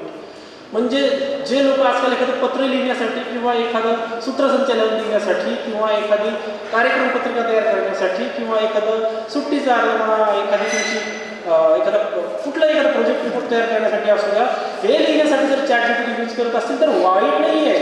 पण AIचं म्हणणं असं आहे की तुम्ही त्याच्यामध्ये तुमच्या स्वतःच्या values add करा, तेव्हा तुम्ही AI यूज करण्यासाठी सक्षम असाल. AI यूज करून आजपर्यंत कोणीही श्रीमंत झालेलं नाही. त्यांनी त्या माणसाने त्या AIच्या आउटपुटमध्ये स्वतःचे व्हॅल्यूज ॲड केल्या, त्याच्यानंतर तो श्रीमंत झाला. इलॉन मस्क जे आहे, इलॉन मस्क सगळ्यांना माहिती, असं कोणी नसेल बरोबर, म्हणजे खूपच असं परग्रही माणूस वाटेल की ज्याला इलॉन मस्क माहीत नाही आहे. इलॉन मस्कने त्यांच्या वयाच्या 23व्या वर्षी X.com नावाची कंपनी सुरू केली. किती लोकांना माहिती आहे X.com नावाची कंपनी होती? ती माहीत नव्हती. पण आत्ता मी सांगेन की तीच X नावाची कंपनी समोर पेपाल झाली, जे आपण इंटरनॅशनल पेमेंट्स ॲक्सेप्ट करण्यासाठी यूज करतो. त्याच्यानंतर त्यांनी टेस्ला सुरू केली. AI आपल्याला वाटतं की टेस्ला कार आत्ता आली, AI आत्ता आला, पण 2009मध्ये टेस्ला कंपनी सुरू झाली होती आणि तेव्हापासून AIवरती काम चालू होतं. आपला जो मोबाईल आहे, आपला स्मार्टफोन आहे, तुमचं फिंगर असेल किंवा तुमचं फेस रिकग्निशन असेल, हे AIच आहे ना. हे त्याचे फायदे. निगेटिव्ह पॉईंट्स काय आहेत? इलॉन मस्क म्हणतो की जर येणाऱ्या काळामध्ये लोक AI यूज करायचे जर शिकले नाही तर बेरोजगारी ही 98% जगामध्ये येईल. कोरोना महामारी आली होती ना, तर 98% महामारी येईल. आणि जर लोक फक्त AIवरतीच अवलंबून झाले तर 100% जग AIनेच आपल्याला असेल. म्हणजे आपण AIचे गुलाम होऊ. हे इलॉन मस्क म्हणजे जो माणूस जगातला सर्वात श्रीमंत व्यक्ती आहे. आणि वास्तव काय आहे की सोशल मीडियावरती दिवसभर स्क्रीन टायमिंग आपण स्क्रीन स्क्रोलिंग करत राहतो आणि सोशल मीडियावरती यूज करतो. बराचसा असा यूथ आहे, बरेचसे असे लोक आहेत की जे सोशल मीडियाच्या माध्यमातून जे आमच्यासारखे प्रकाश झोतात येत नाही, म्हणजे मी प्रकाश झोतात आलो असं नाही म्हणत आहे, आम्हाला काही असतात चांगले व्यक्ती ज्यांना वाटतं की हे लोक पण जगाला समोर आले पाहिजे. जे लोक प्रकाश झोतात येत नाही किंवा जे लोक त्यांना येऊ दे, म्हणजे त्यांची इच्छा असते त्यांनी येऊ नये, त्यांच्यासाठी सोशल मीडिया हा खूप मोठा प्लॅटफॉर्म आहे. तर ह्या सगळ्या गोष्टी आजच्या काळामध्ये आपल्याला समजणं गरजेचं आहे. येणारे जे जॉब्स आहेत हे फक्त डॉक्टर्स, इंजिनियर्स किंवा मेडिकल लाईनमध्ये नाही आहेत. म्हणजे डॉक्टर म्हणजे समोर बसले म्हणजे तुम्हाला असं तुमची चिकित्सा करत नाही आहे. सगळ्या गोष्टीमध्ये AI इंटिग्रेटेड झालं आहे. आता येणारे जे जॉब्स आहेत ते बिझनेस ॲनालिस्टचे आहेत, डेटा ॲनालिस्टचे आहेत, त्याच्यानंतर डेटा सायंटिस्टचे आहेत. म्हणजे त्याच्यासाठी खूप असं न्यूटनसारखे पांढरे ते झाले पाहिजे म्हणजे आपण डेटा सायंटिस्ट होऊ शकतो असं नाही. आजकाल आपल्याकडे खूप रिसोर्सेस आहेत, फ्रीमध्ये अवेलेबल आहे, त्याचा योग्य फायदा घेतला पाहिजे. आणि जो हा विषय आहे आजच्या कार्यक्रमाचा की कृत्रिम बुद्धिमत्ता, सोशल मीडिया आणि आजचं माध्यम, तर आजचा जो यूथ आहे यांना इझी मनी पाहिजे, शॉर्टकट मनी पाहिजे आणि त्यांना लवकर सक्सेस पाहिजे. पण बाबाराव मुसळे सर ज्यांना आम्ही नाना म्हणतो की एका दिवसात नाना झालेले नाहीत. त्यांनी किती दिवसापासून त्यांनी पारडी टंगोरच्या एका गावापासून त्यांनी एका भाड्याच्या खोलीत राहत होते तेव्हापासून त्यांनी सुरुवात केली, तेव्हा ते बाबाराव मुसळे झाले. तसं तुम्हाला हे जे डेटा ॲनालिस्ट आहे किंवा तुम्हाला जे ही सक्सेस मिळणारी आहे AIच्या जगामध्ये एवढं फास्ट नाही आहे. लोकांना असं वाटते की आपण PhDचा आपला सिनॉप्सिस AIचा यूज करून तयार केला म्हणजे आपण डॉक्टर झालो असं नाही. आजकाल प्रोफेसर लोक पण आपल्यापेक्षा जास्त हुशार झाले. तेच ChatGPTवरती तो सिनॉप्सिस अपलोड करतात सर आणि सांगतात की हे तू लिहिलंय का, आणि ChatGPT म्हणतोय हो तू मीच लिहिलं. तर हे AIचे सिम्पटम्स आहेत आणि AI हे आहे. त्यामुळे आजच्या यूथला सोशल मीडियाचा यूज करावा लागेल, पण तो मर्यादित करायला लागेल. नाहीतर त्यांचं जी क्रिएटिव्हिटी आहे, त्यांची जी मेंटॅलिटी आहे ती कुठेतरी रोखली जाईल आणि जे विचारशून्य लोक आपण म्हणतो ते असे आपण होऊन जाऊ आपण आणि आपण AIच्या अधीन होऊन जाऊ. दुसरी गोष्ट अशी आहे की कृत्रिम बुद्धिमत्तेचा वापर तुम्ही नक्कीच करायला पाहिजे. नाहीतर येणाऱ्या 5 वर्षामध्ये आपण जे असे निरक्षर लोक आहेत तसे आपण येणाऱ्या 5 वर्षांमध्ये निरक्षर होऊ आणि वास्तव हे असेल की आपण AIची गुलाम होऊन जाऊ. मी शेवटी एवढंच म्हणेन की AI आपल्यासाठी आहे, आपण AIसाठी नाही आहे. शेवटी AIला माणसानेच बनवलं आहे. आणि स्पेशली इकडचा जो वर्ग आहे जे की मुलांना थोडंसं एंटरटेन करण्यासाठी मोबाईल देतात आणि कार्टून लावून देतात, हे थोडंसं कमी केलं पाहिजे. कारण त्याचं कारण असं आहे की एका मुलीने काय केलं की त्यांच्या घरामध्ये ॲलेक्सा, सर्वांना माहिती आहे ॲलेक्साला त्या मुलीने सांगितलं की ॲलेक्सा ऑर्डर मी प्ले स्टेशन ही मायक्रोसॉफ्टचं एक गेमिंग कन्सोल आहे, तो लगभग आपल्याकडे लाखाच्या वरच आहे. तर त्या मुलीने 5 प्ले कन्सोल्स त्या यांना सांगितलं अलेक्साला, आणि अलेक्साने त्याच्या वडिलांच्या अकाउंटमधून बुक केलेली आणि त्याच्या नावाचं बिल आलं. आणि तिकडे आपल्यासारखं नसतं की कॅश ऑन डिलिव्हरी, त्या लोकांचे मास्टर कार्ड ॲड केलेले असतात, त्याच्यामध्ये इंटरनॅशनल पेमेंट्स कार्ड ॲक्सेप्ट केलेले असतात. म्हणजे लगभग मला वाटते $3,000-4,000 बिल काढलं गेलं त्या मोबाईलचं. म्हणजे कदाचित असं पण होऊ शकते की तुमच्या अकाउंटमधून पैसे जाऊ शकतात. तुम्ही बघा ना, तुम्ही एखादा कुठला तरी आयटम शोधा, item in the sense for तुम्ही एखादा प्रॉडक्ट शोधा, त्याच्याबद्दल डिस्कशन करा. आता तुम्हाला येणाऱ्या 24 तासानंतर त्याची ॲड दिसेल तुम्हाला तुमच्या मोबाईल फोन्सवरती. हा जो एआयचा अल्गोरिदम आहे ना, हा आपल्यासाठी जेवढा म्हणजे चांगला आहे तेवढंच आपल्यासाठी निगेटिव्ह आहे. त्याच्यामुळे एआय ह्या आजच्या युथनी स्वतःला करिअरमध्ये इन्हान्स कसं करता येईल, आपलं अपग्रेडेशन कसं करता येईल याच्यासाठी यूज केलं पाहिजे, लिमिटमध्ये यूज केलं पाहिजे. आणि हे जे सोशल मीडियाचा जो क्रेज आहे ना, याला कुठेतरी आवर घालण्याची वेळ आली आहे असं मला वाटतं. आणि जाता जाता मी एवढं सांगेन की तुमच्या घरामध्ये जर एखाद्या व्यक्तीला ChatGPT माहिती नसेल ना, तर त्या मुलाला तुम्ही ChatGPTबद्दल माहिती करून द्या, त्याला एआयबद्दल माहिती करून द्या. कारण आत्तापर्यंत तुम्ही 10,000 ते 10,500 विद्यार्थ्यांना एआय किंवा IT टेक्नॉलॉजीच्या गोष्टी शिकवल्या. विषय असा असतो की पॅरेंट्सला माहीत नसते आणि मुलं त्या गोष्टींचा वाईट गोष्टीसाठी वापर करतात. म्हणजे जो मुलगा आज कोणाला बोलू शकत नाही, तो मुलगा सोशल मीडियावरती कोणालाही असे मेसेजेस पाठवू शकतो की त्याला तथ्य वाटेल त्या गोष्टीमध्ये. म्हणजे वाशिमचाच एक मुलगा आहे, खोडेमावली नगरमध्ये राहतो. तो मुलगा अगोदर त्याला मराठी पण वाचता येत नव्हतं. त्या मुलाने डुओलिंगो नावाचं ॲप केलं आहे. त्या मुलाचं नाव काहीतरी संकेत शिरसाट आहे, मला आता आठवत नाही. त्या मुलाने डुओलिंगो नावाचं ॲप डाउनलोड केलं, जे एआय टेस्ट आहे. बघा ती मुलगी तिथे, तिला माहिती आहे एआयचं ॲप तिला जोशी सरांची मुलगी आहे. डुओलिंगो नावाच्या ॲपचा यूज केला आणि त्या मुलाने सर आता ते 4थ्या वर्गात त्याने फ्रेंच लँग्वेज शिकली. ते डुओलिंगो नावाचं ॲप जे आहे ते ॲप काय करतं, तुम्हाला तिकडून एक एआय अवतार असतो, तो बोलतो तुमच्याशी. तर हे आजचं वास्तव आहे. त्यामुळे फ्रेंच शिकले आणि आता तो ते 12वीनंतर फ्रान्सला शिकायला जाणार आहे, रशियाला शिकायला जाणार आहे. म्हणजे एकाच भाषेने शिकतो. त्यांनी 4 ते 5 लँग्वेजेस शिकलेत सर. हे एआयचं रूप आहे. वेळ कमी आहे त्याच्यामुळे 3 विषय आहेत. ॲक्च्युली हा एकच विषय असायला पाहिजे होता, कृत्रिम बुद्धिमत्ता, आजची तरुणाई, वास्तव. तर जाता एवढं सांगेल ती संपूर्ण संकल्पना आपल्याला समजून सांगितलेली आहे. यानंतर याच कृत्रिम बुद्धिमत्ता या विषयावर आपले विचार प्रकट करण्यासाठी मी आमंत्रित करतो अनुराधा ठाकूर मॅडम यांनी कृपया आपले विचार या ठिकाणी व्यक्त करावे.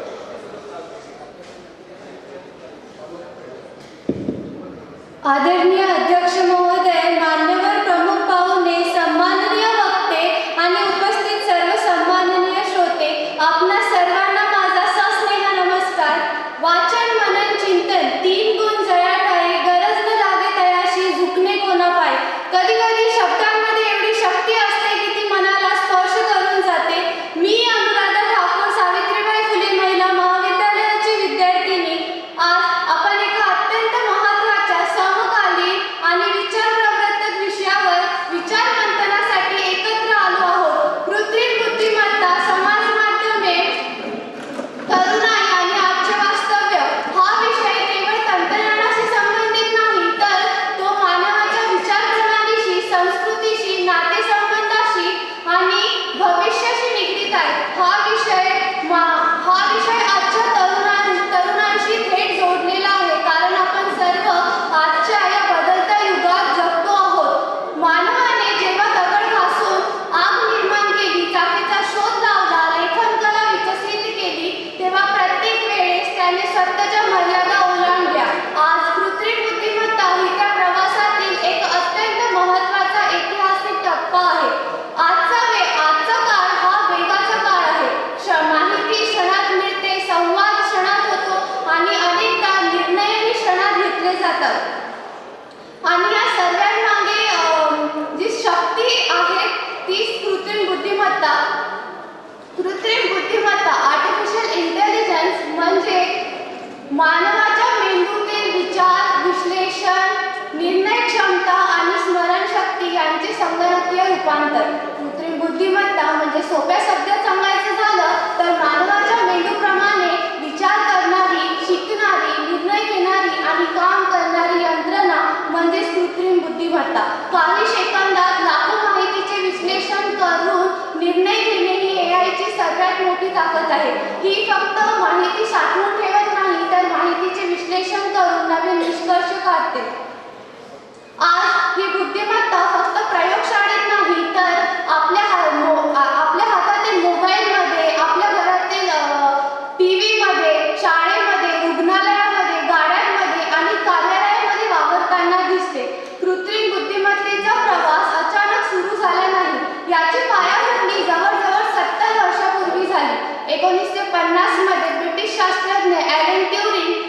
यांनी यंत्रे विचार करू शकतात का हा प्रश्न विचारला होता आणि या प्रश्नातूनच कृत्रिम बुद्धिमत्तेची वीज रुजली आणि या कृत्रिम बुद्धिमत्तेचे सर्वात प्रभावी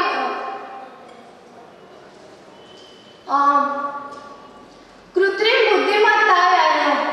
बुद्धिमत्तेचे जनक म्हणून अमेरिकन संगणक वैज्ञानिक जॉन मॅककार्थी यांना ओळखले जाते.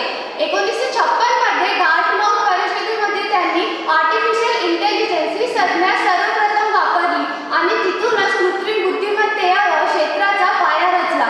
कृत्रिम बुद्धिमत्ता याचा प्रवास तिथूनच सुरू झालेला कृत्रिम बुद्धिमत्तेचा हा प्रवास artificial narrow intelligence, artificial general intelligence आणि आर्टिफिशियल सुपर इंटेलिजन्स पर्यंत जाऊन पोहोचला आणि या कृत्रिम बुद्धिमत्तेचे सर्वात प्रभावी व्यासपीठ म्हणजे समाज माध्यमे. समाज माध्यमे जसे की व्हॉट्सअप, इंस्टाग्राम, फेसबुक, यूट्यूब आज केवळ मनोरंजनाची साधने राहिली नाहीत तर ती शिक्षण, करिअर, व्यवसाय आणि अभिव्यक्तीची व्यासपीठे बनली आहेत. आजचा तरुण समाज माध्यमांचा वापर करतो, स्वतःचे विचार मांडतो, आपली कला आणि कौशल्ये जगासमोर आणतो. ही समाज माध्यमाची सर्वात मोठी शक्ती आहे. समाज माध्यमे आज केवळ संवादाची साधने राहिली नाहीत तर ती मतनिर्मितीची केंद्रे, विचारांची बाजारपेठ आणि कधीकधी भावनांची रणांगणे बनली आहेत. आपण काय पाहतो, काय वाचतो, काय ऐकतो हे सर्व ठरवणारी अदृश्य शक्ती म्हणजे AI आधारित अल्गोरिदम. गुगलची जेमिनी असो, ॲमेझॉनची एलेक्सा असो, ॲपलची सिरीज असो किंवा टेस्लाची स्वयंचलित वाहनं ही सगळं कृत्रिम बुद्धिमत्तेची उदाहरणं आहेत. AI हा आपल्या दैनंदिन जीवनातील एक अविभाज्य भाग बनला आहे. स्मार्टफोनवर ऑनलाईन शॉपिंग करणे असो किंवा सोशल मीडियावर ट्रॉल करणे असो, आपण प्रत्यक्षरित्या AIचाच वापर करतो. सुरुवातीला माणसाने AIचा शोध लावला. स्वतःच्या मनोरंजनासाठी तो AI हाताच्या बोटावर घेऊ लागला. नंतर AI विकसित झाले आणि हेच AI आता माणसाला हाताच्या बोटावर घेत आहे. आज अनेक तरुण समाज माध्यमांवर दिसणाऱ्या जगाशी स्वतःची तुलना करतात आणि त्यामुळे त्यांच्यामध्ये असमाधान वाढतो, आत्मविश्वास कमी होतो आणि मानसिक ताण निर्माण होते. कधी खोटी माहिती, अफवा आणि चुकीचे विचार तरुणांच्या मनावर चुकीचा परिणाम करतात. हेच आजचे वास्तव्य आहे ज्याकडे आपण डोळेझाप करू शकत नाही. आजचे वास्तव्य असे आहे की समाज माध्यमांमुळे आवाज नसलेल्यांना व्यासपीठ मिळाली, प्रतिभेला ओळख मिळाली, शिक्षण, माहिती आणि अभिव्यक्तीची सर्वसामान्यांपर्यंत पोहोचले. तसेच या प्रत्येक नाण्याची दोन बाजू असतात. तसेच याच विषयाची दुसरी बाजू तितकीच गंभीर आहे. खोटी माहिती, अफवा, दोष, पूर्ण भाष्य, बनावट, ओळखी, डिजिटल व्यसन किंवा मानसिक अस्वस्थता या सगळ्यांचे मूळ अनेकदा असंयमित तांत्रिक वापरात आढळते. आज प्रश्न असा नाही आहे की कृत्रिम बुद्धिमत्ता चांगली आहे की वाईट आहे. आज प्रश्न असा आहे की आपण तिचा वापर कसा करतो. कारण तंत्रज्ञानाला मूल्य नसतात, मूल्य असतात ती माणसाला.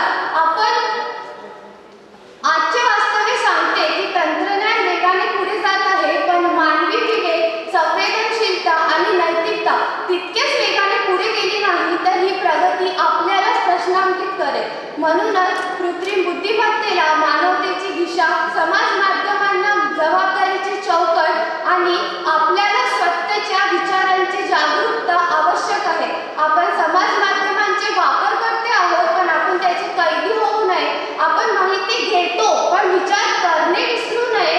आजचा काळ हा निवडीचा आहे. तंत्रज्ञान आणि संस्कृती यांच्यात समतोल साधण्याचा, वेग आणि विवेक यांची सांगड घालण्याचा.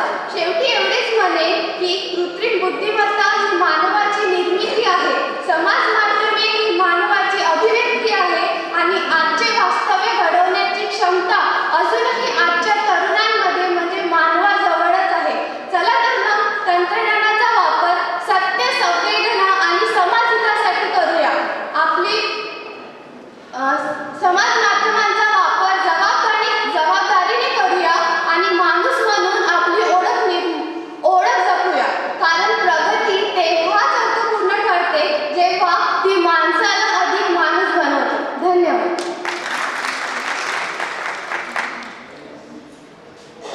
सुंदर विचार या ठिकाणी व्यक्त केलेले आहेत अनुराधा ठाकूर मॅडम यांनी.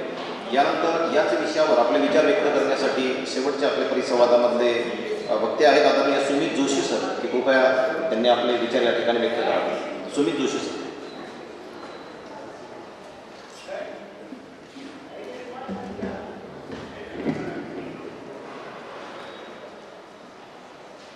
सन्माननीय विचारपीठ आणि विचारपीठासमोर उपस्थित आपण सगळे सन्माननीय. खरं तर यापूर्वी एक साहित्य संमेलन अकोल्याला सुद्धा झालं आणि त्या संमेलनामध्ये सुद्धा गर्दी इतकीच होती. त्यावेळी बोलताना एक वक्ता त्या ठिकाणी असं बोलून गेला होता की जगात जितकी इमानदारी शिल्लक आहे तितकेच लोक या सभागृहामध्ये शिल्लक आहेत. तीच परिस्थिती मला याही साहित्य संमेलनामध्ये दिसते आणि ते वाक्य या ठिकाणी तसंच तंतोतंत लागू होतं. उपस्थिती जरी कमी असली तरी सुद्धा आदरणीय बाबारावजी मुसळे आणि हरिभाऊ क्षीरसागरांसारखा एक एक माणूस हा मला 1000 माणसांच्या बरोबरीचा वाटतो. कृत्रिम बुद्धिमत्ता, सामाजिक माध्यम, तरुणाई आणि आजची वास्तविकता यामध्ये कृत्रिम बुद्धिमत्ता या विषयावरती आतापर्यंत बोलल्या गेलं, परंतु पुढचे जे 3 मुद्दे आहेत ते मात्र दुर्लक्षित राहिले. तर त्याकडे दुर्लक्ष होऊ नये यासाठी मी माझ्या या संपूर्ण भाषणातून प्रयत्न करणार आहे. प्रस्तुत विषयाच्या जाणीवेला स्पर्श करताना एक छोटंसं उदाहरण आपल्या डोळ्यासमोर ठेवणं अगदी गरजेचं वाटतं. श्याम नावाचा एक तरुण जेवायला बसला होता आणि त्याच्या हातामध्ये मोबाईल होता.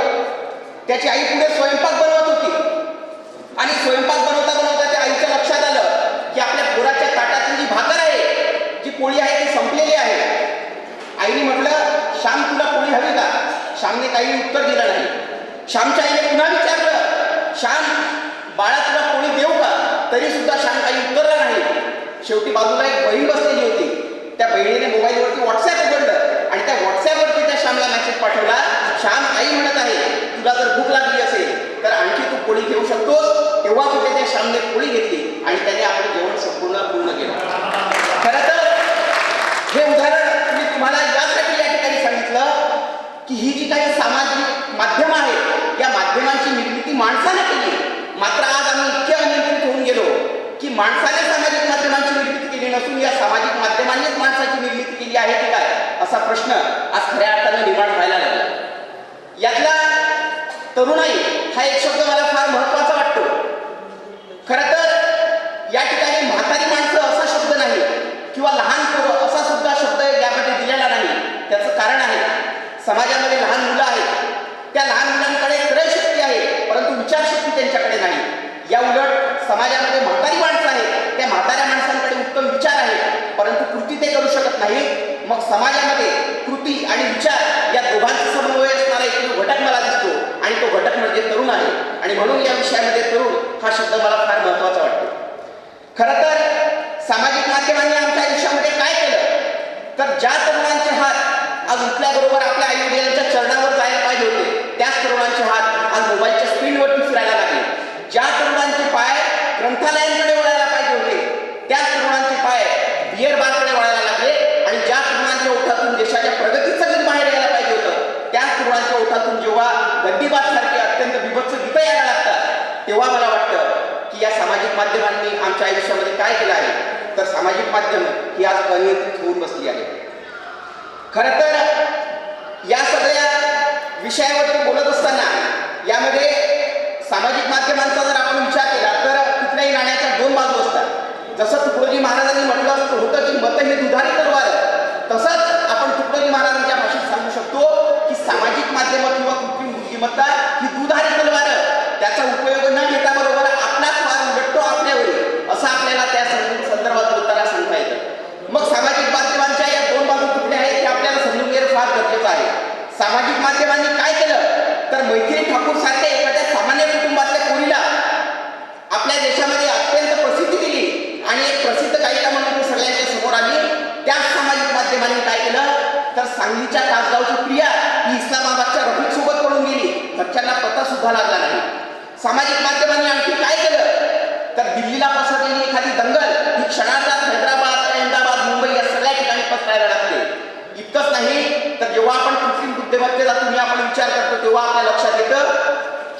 रश्मिका मंदानासारख्या अभिनेत्रींचे डीपफेक व्हिडिओ कधी त्या कृत्रिम बुद्धिमत्तेने व्हायरल केले. इतकंच नाही तर परवाचं एक उदाहरण आपल्याला घेता येईल.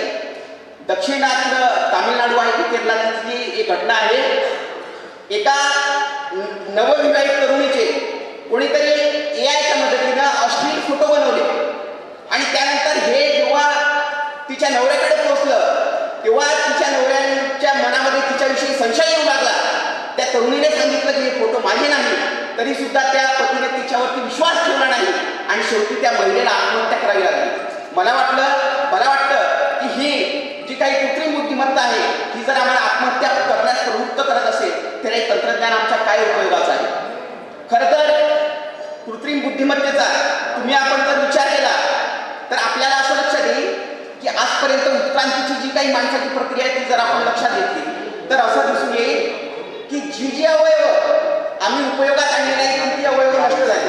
उदाहरणार्थ फार पूर्वी जर तुम्ही बघितलं तर माणसाला शेपूट होतं, परंतु त्याचा काही उपयोग नव्हता आणि कालांतराने काय झालं, नष्ट झालं. इतकंच नाही तर आज सुद्धा आपण बघू शकतो की एखाद्या माणसानं हाताचा उपयोग केला नाही तर काही वर्षानंतर तो हात रिकामी होतो, पायाचा उपयोग केला नाही तर तो पाय सुद्धा रिकामी होतो. जेव्हा कृत्रिम बुद्धिमत्तेविषयी आपण विचार करतो, लक्षात घ्या की आमची सगळी कामं जर आमची गाडी ही कृत्रिम बुद्धिमत्ता किंवा एआय चालवणार असेल, आमची शेती जर एआय करणार असेल आणि आम्ही जर या बुद्धीचा कधी वापरच केला नाही तर येत्या काळामध्ये या विदर्भाच्या मातीतून हाल्या दूध देणारे बाबाराव मुसळे निर्माण होतील का? या विदर्भाच्या मातीतून पहाड आणि बारुमास येणारे सदानंद देशमुख आपल्याला येणाऱ्या काळात दिसतील का? विठ्ठल वाघांसारखे कवी या विदर्भाच्या मातीत तयार होतील का? किंवा मग माणूस सारखी कादंबरी लिहिणारे मनोहर तल्लार असतील किंवा धर लिहिणारे उद्धव शेळके सर असतील यासारखे विचार प्रवृत्त लेखक आमच्या महाराष्ट्रामध्ये किंवा विदर्भात तयार होतील का? हा सगळ्यात मोठा प्रश्न आहे. आणि म्हणून या सगळ्या विषयावर तुम्हाला तुमच्यासोबत बोलत असताना मला आणखी काही जगभरातील काही उदाहरणं आपल्या डोळ्यासमोर ठेवणं अगदी गरजेचं वाटतं. म्हणजे कृत्रिम बुद्धिमत्तेने आमच्या आयुष्यात काय केलं बघा. चीन सारख्या देशाला काही दिवसांपूर्वी काय केलं तर वर्गामध्ये एक एआयचं तंत्रज्ञान बसवलं आणि जे पोरं वर्गात लक्ष देत नाही त्यांची नावं ते एआयच्या शिक्षकांपर्यंत पोहोचेल अशा माध्यमाचं तंत्रज्ञान त्या ठिकाणी बसवण्यात आलं. पुढं काय झालं त्या तंत्रज्ञानाचं तर विद्यार्थ्यांची जी काही नैसर्गिक ज्या काही कृती आहेत त्या नैसर्गिक कृती त्याच्यामुळे थांबल्या आणि त्याचा विपरीत परिणाम होऊ लागला आणि त्यामुळे ते चीनला जे तंत्रज्ञान आहे ते बंद करावं लागलं. तुम्ही आपण जर नेदरलँड सारख्या देशाचा जर विचार केला तर नेदरलँड देशामध्ये काय झालं बघा. तिथे काही लोक हे तिथल्या ज्या काही आर्थिक योजना आहेत त्यांचा गैरवापर घेत आहेत. याच्यासाठी एआय सिस्टीम त्या ठिकाणी तयार करण्यात आली, परंतु त्या एआय सिस्टीमनं काय केलं, जे लोक गुन्हेगार नव्हते त्या लोकांना सुद्धा गुन्हेगार बनवलं आणि यामुळे त्या नेदरलँडचं सरकार कोसळलं.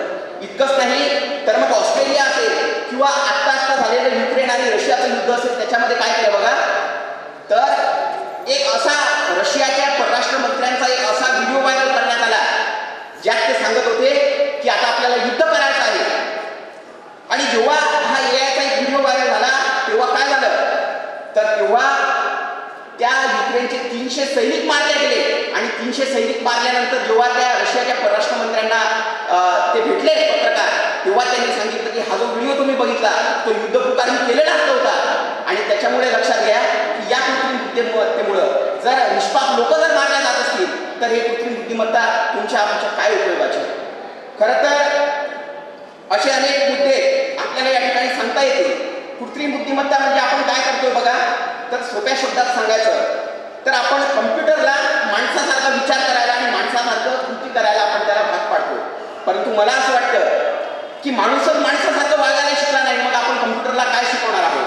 बघा ॲमेझॉन नावाच्या कंपनीनं 2018 साली एक पदभरती केली आणि त्यांनी असं ठरवलं की आपल्या वेळेचा आणि पैशांची बचत झाली पाहिजे यासाठी आपण एक एआयची सिस्टीम तयार करू. मग त्यांनी काय केलं त्याच्या मदतीनं पदभरती करायला सुरुवात केली आणि ती पदभरती करत असताना काय झालं की त्या एआय सिस्टीमने काय केलं तर त्याच्यामध्ये जेंडर बायस नावाची गोष्ट होती आहे ना. यापूर्वी जी ॲमेझॉनची भरती झाली होती त्यामुळे पुरुष जे आहेत त्यांचं प्रमाण त्या नोकरीमध्ये जास्त होतं. मग त्या एआयला काय वाटलं की जे पुरुष आहेत ते हुशार आहेत आणि म्हणून जिथं त्यांना महिला महाविद्यालय महिला क्रीडा संघ असं नाव दिसलं ती सगळी नावं त्या AI ला त्याच्यातून वगळली आणि बघतो तर काय सगळे पुरुष त्या ठिकाणी नोकरीला लागले. आणि जेव्हा ही गोष्ट त्याच्यानंतर लक्षात आली तेव्हा काय झालं तर तेव्हा ती जी काही सगळी पदभरती आहे ती रद्द करण्यात आली. तर अशा सगळ्या गोष्टी आपल्याला या AIच्या माध्यमातून आणि सामाजिक माध्यमांच्या याच्या सगळ्या याच्यातून आपल्याला बघायला मिळतात. इरिक्सन इंडियाचा एक सर्वे असं सांगतो की या देशातला एक तरुण सरासरी आपल्या दिवसातले 3 तास हे सोशल मीडियावरती चॅटिंगमध्ये घालवतो. म्हणजे एकीकडं आपल्याला या देशातला रामप्रसाद बिस्मिल आठवतो, ज्या बिस्मिलच्या पुढं एखादा इंग्रज अधिकारी उभा राहतो आणि त्या बिस्मिलला सांगतो, बिस्मिल तुझे पता है तेरे सीने पे अनगिनत घाव हो चुके हैं, अब तो बता दे इस देश की क्रांतिकारी कहाँ रहते हैं. तेव्हा तो बिस्मिल असं उत्तर देतो, अरे मत पूछ इस धरती के लाल कहाँ रहते हैं, वो तो मेरे दिल में रहते हैं, हर हिंदुस्तानी के दिल में रहते हैं, पर फिर भी तुझको बता देता हूँ ये घाव जितने भी है ना सब फूलों के गुच्छे हैं, हमें पागल ही रहने दो, हम पागल ही अच्छे हैं. देशाखातीर पागल होणारा रामप्रसाद बिस्मिल एकीकडे आणि सोशल मीडियाच्या अतिवापरामुळे घरातच पागल होणारा तरुण हा दुसरीकडे दिसायला लागतो. तेव्हा खऱ्या अर्थानं सामाजिक माध्यमं आणि कृत्रिम बुद्धिमत्ता या सगळ्या याच्यावरती प्रश्नचिन्ह उभे राहायला लागतात. खरं तर आपण सगळ्यांनी मला या ठिकाणी ऐकलं त्यासाठी मी आपल्या सगळ्यांचे मनापासून आभार मानतो. पुढं जाधव सर बसलेले आहेत. खरं तर याच महाविद्यालयामध्ये मी आजपासून 10 वर्षांपूर्वी वक्तृत्व स्पर्धेमध्ये सहभागी होण्यासाठी यायचो आणि माझ्या माहितीप्रमाणे पोडियम सुद्धा हाच होता आहे ना.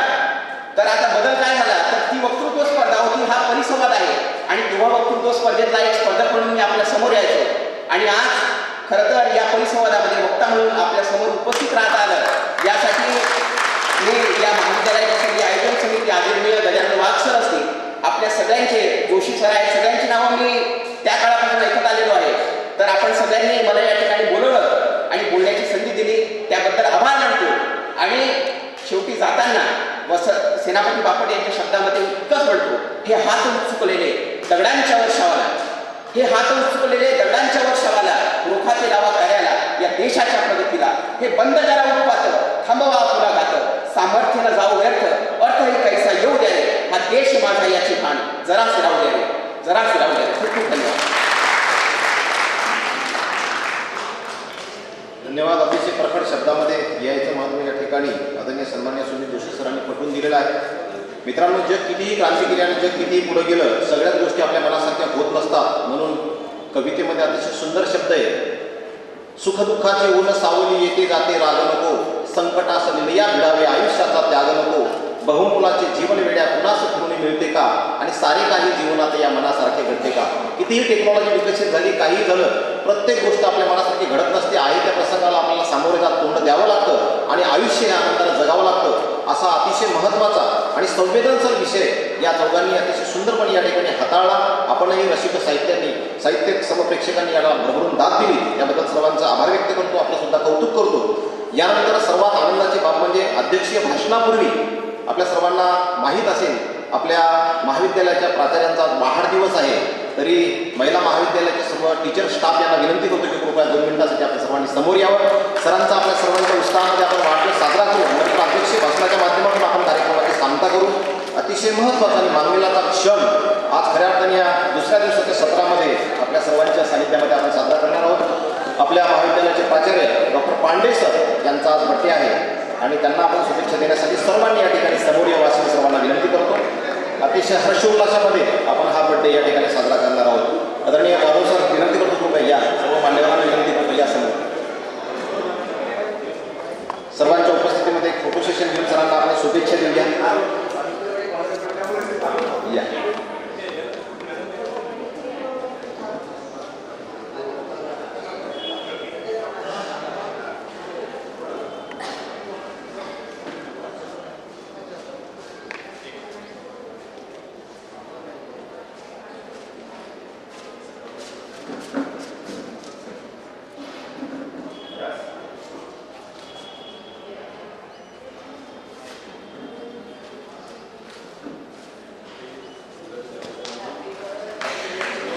सरांना या ठिकाणी त्यांच्या ज्ञानाला कृती आणि परिश्रमाची जोड देऊन त्यांच्या सर्व उज्ज्वल भविष्याची स्वप्न वास्तवात उतरवावी याही जगदंबाची प्रार्थना करतो. त्यांना वाढदिवसाच्या अनंत कोटी मंगलमय शुभेच्छा देतो की आदरणीय Pandey sir, wish you many many happy returns of the day in your life. Happy birthday to you.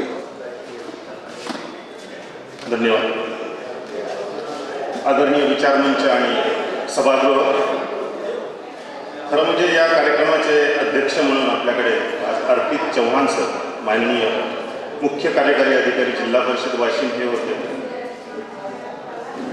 कार्यव्यस्ततेमुळे ते आपल्यात उपलब्ध होऊ शकले नाही आणि संयोजकासमोर पडलेला पेच मी पडत्या फळाची आज्ञा म्हणून स्वीकारली आणि आज हे अध्यक्षस्थान स्वीकारले. माझ्यासमोर हा प्रश्न पुन्हा पडला की बौद्धिक मेजवानी आणि आपली मेजवानी याच्या मधात नेमका मी कसा काय फसतो.